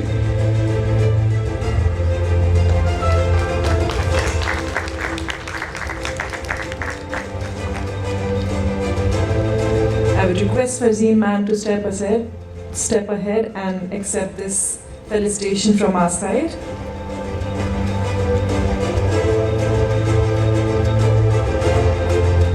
A big round of applause.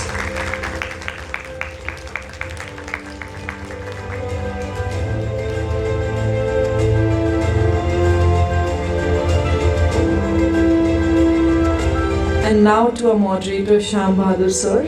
Thank you so much for maintaining the peace.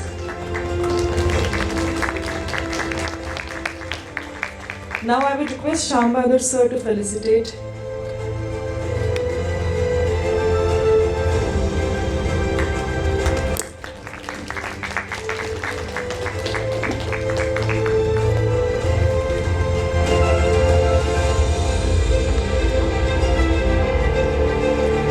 Now I would request, sir, we want you here right now.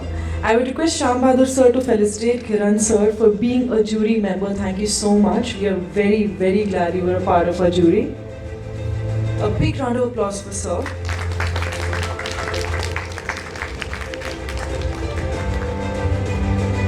Thanks to all the speakers. I would request Arun sir to stay back. It's not a punishment, sir. Thank you so much for all the other speakers and moderators. Before the awards, before the announcements of all the awards, I would request all the jury members, I'll be calling one by one. We want to felicitate you because of you we were able to judge and give the awards to the right candidates.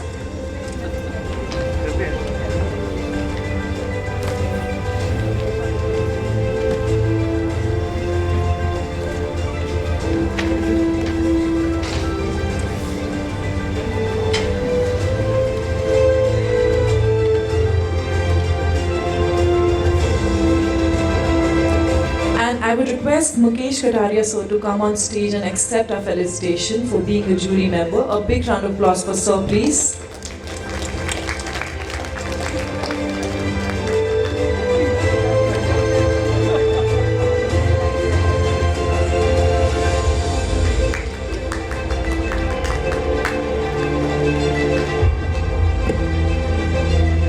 The next jury member is Yashwant Ved. A big round of applause for Mr. Yashwant Ved.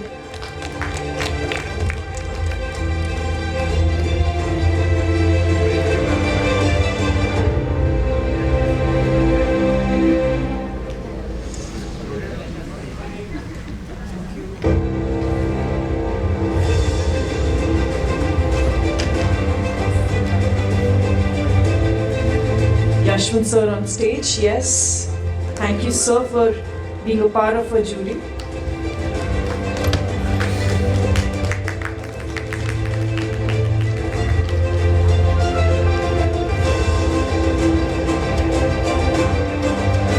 The next jury member that we want to felicitate is Shwetalina Vidyadhar. Shwetalina Vidyadhar, ma'am, please come on stage. We want to felicitate you and thank you for being a part of our jury.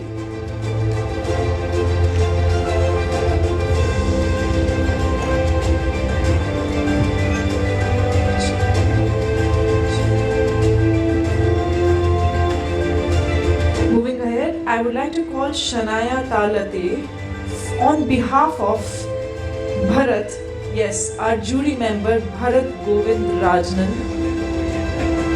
Shanaya to take award on behalf of Bharat Govindadan. A big round of applause for him, please. He could not make it, so we have Shanaya here on behalf of her.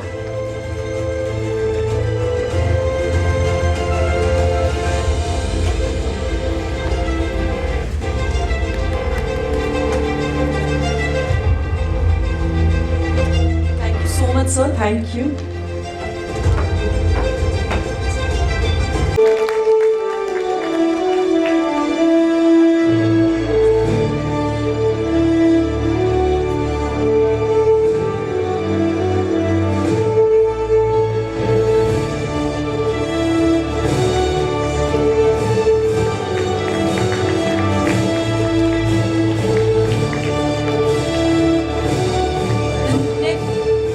The next category of award is for Best Digital Brand Strategy, and that goes to ITCB Natural and Performic India. A big, big round of applause.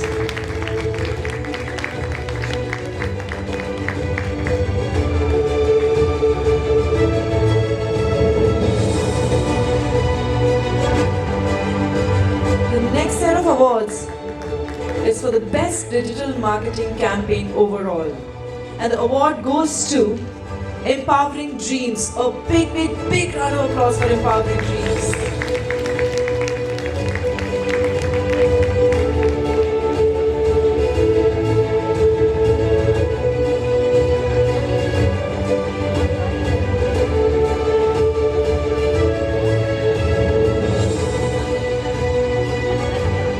The next set of award goes to Best Digital Service Provider in the Advertising and Marketing category.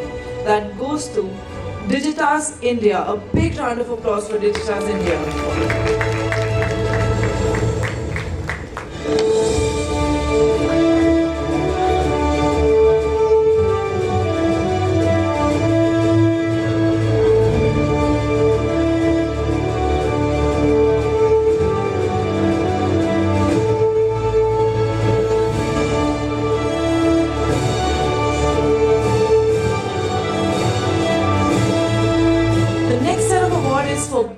Best Digital Service Provider in the Food and Beverage category. That again goes to Digitas India. A big round of applause for Digitas India for having 2 awards back to back.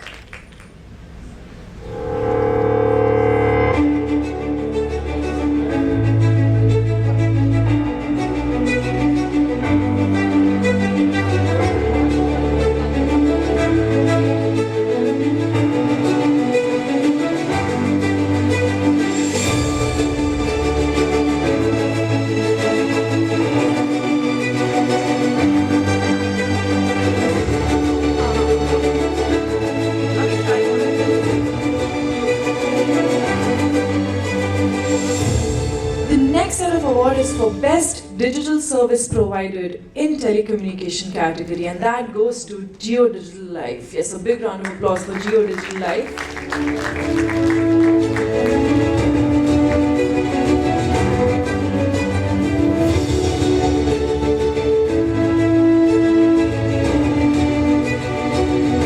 The next set of award is for Best E-commerce Marketing. Yes, and the award goes to Intent Farm and Cublelo. A big round of applause for Intent Farm and Cublelo.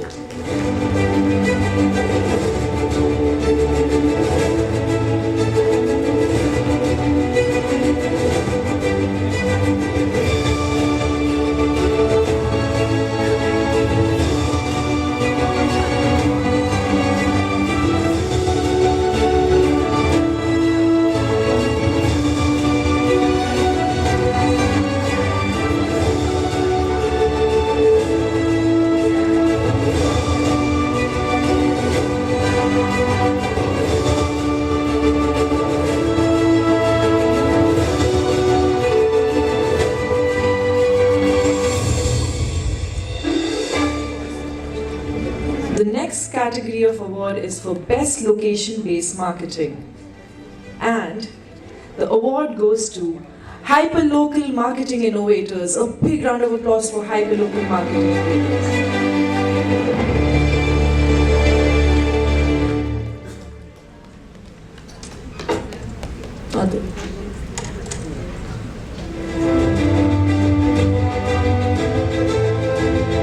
The next category of award is for Best Search Marketing Campaign, and this again goes to ITC, Be Natural and Performic India. A big round of applause for them.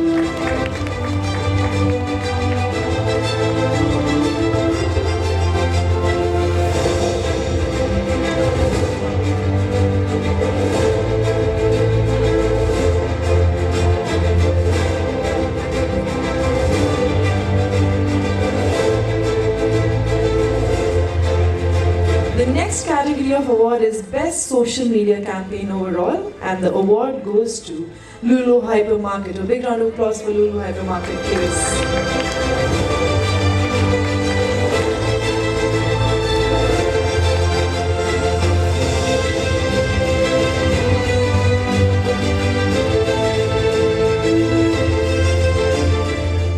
The next set of award is for Best Tech-Driven Marketing, and that goes to Geo VIP Box. Yes, a big round of applause for Geo VIP Box.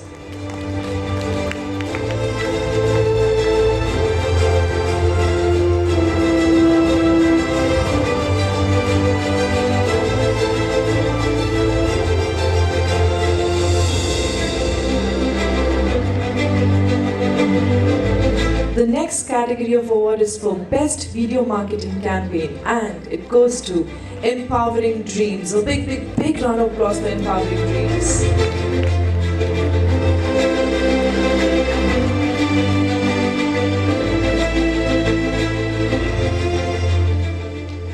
The next category of award is Digital Technology of the Year, and the award goes to Geo True 5G. Geo True 5G. A big round of applause for Geo True 5G.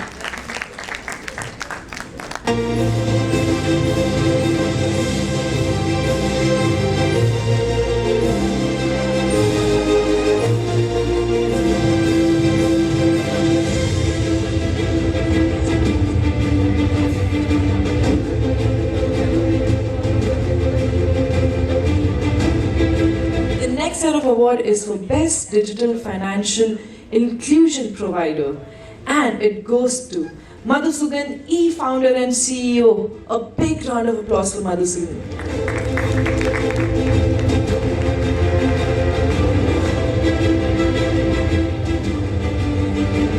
And thank you again, Mukesh sir. Thank you so much for being there at the jury and here for us. A big round of applause for him as well. Now, I would like to call on stage Abhishek Gupta, Head HR of ZebPay. Yes, a big round of applause for you. And I kind of agree to your point of view of, taking care of the strength. I don't know why, but I do. Yes. And the next set of awards are from Deserve. So, are from Thrive. Yes. So, the first category is Best Customer Training Program. And the award goes to CX Knowledge Management Team. A big round of applause for CX Knowledge Management Team.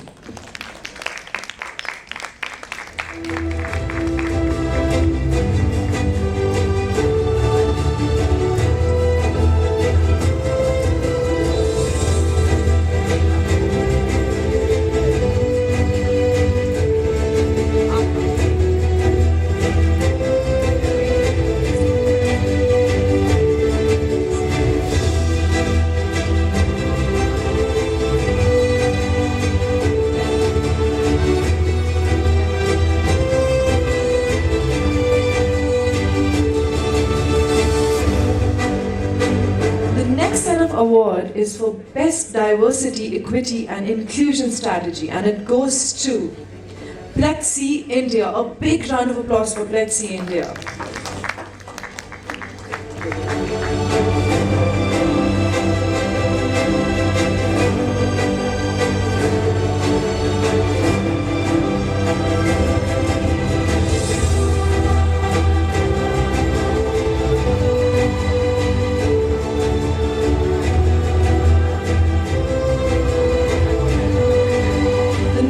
Award is for Best Employee Engagement, and the award goes to Yearbook 2023 Celebrating Life at Kaya. A big round of applause, please.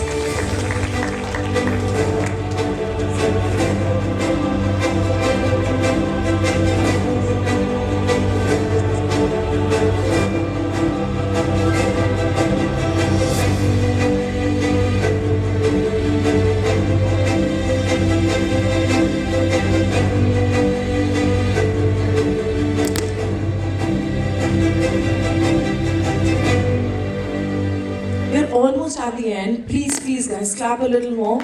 We have high tea after that, so you'll get all your energy back with the tea and coffee.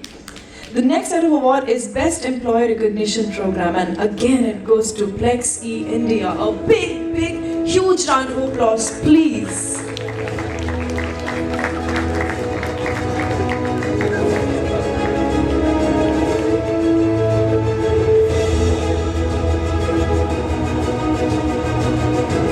You just got an award.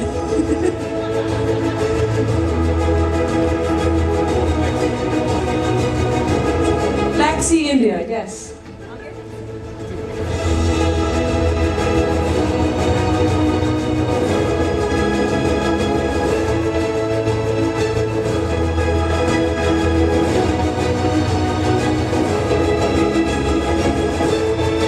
A big round of applause, please. You should outsell the speakers, please.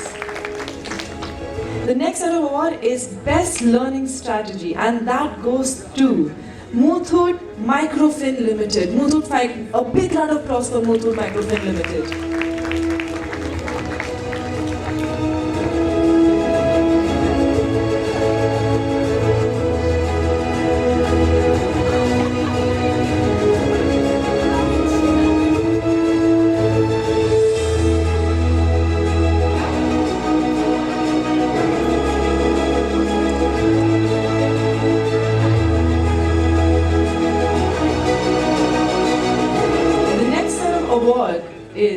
Best Unique or Innovative Learning and Development Program. And the award goes to Step Up Project Leadership Transformation Program. A big round of applause for Step Up.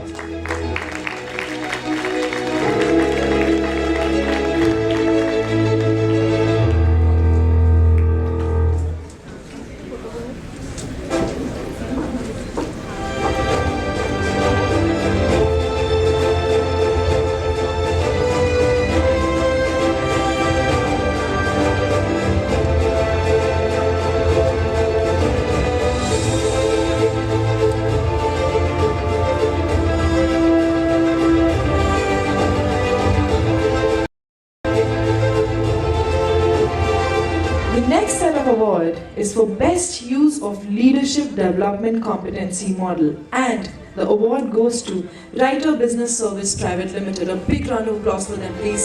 Yes, a huge round of applause. We're almost done, and high tea is waiting for you.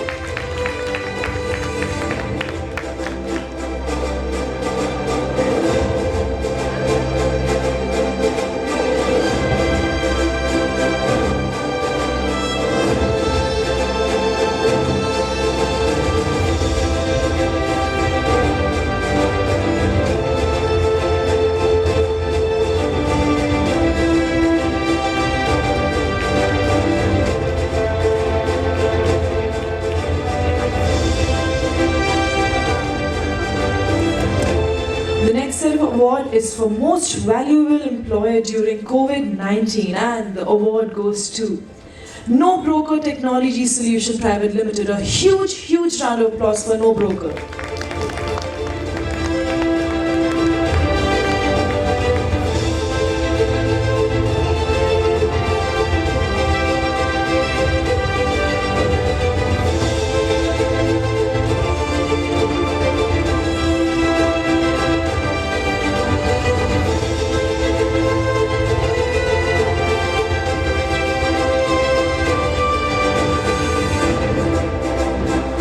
Workplace of the Year Award.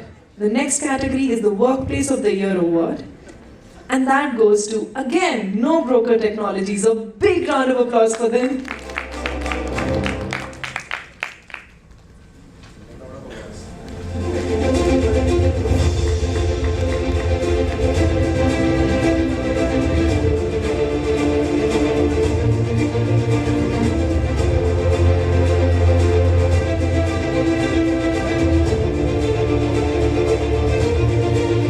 And now I would request Mr. Ahmed to step on stage and give the next set of award.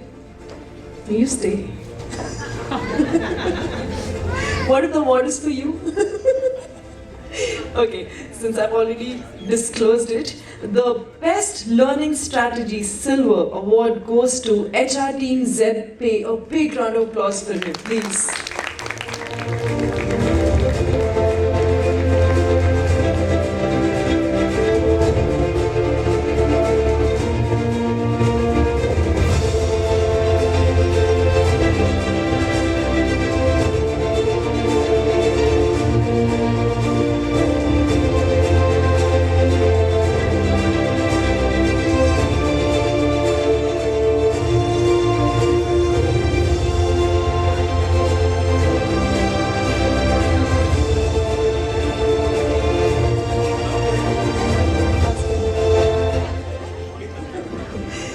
The next set of award is for Best Benefits Wellness and Wellbeing Program, and the award goes to SBI Cap Security Limited. A big round of applause for SBI Cap.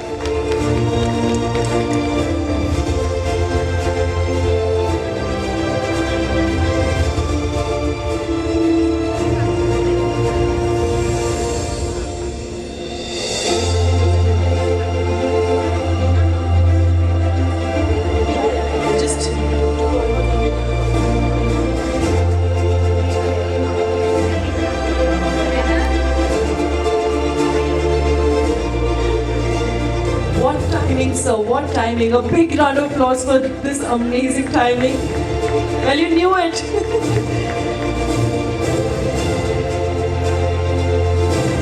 This award is for Best Benefit Wellness and Wellbeing Program. And the next category of award is for Best Talent Management Strategy, and it again goes to the lovely team of SBI Cap Securities Limited. A big round of applause for them once again. Perfect timing.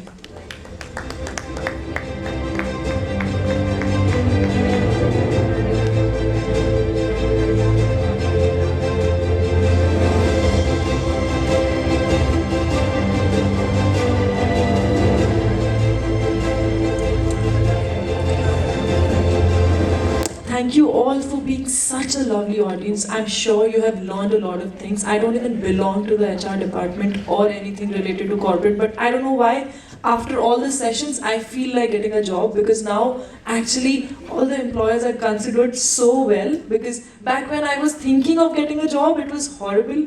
Now it's nice. People are actually considering your feelings, a new person's feelings. So yes, I had a lot of fun. I got to know a lot of things. I hope all of you did too. Thank you. Now, high tea is waiting for you. A big round of applause for yourself. Lovely audience. Thank you.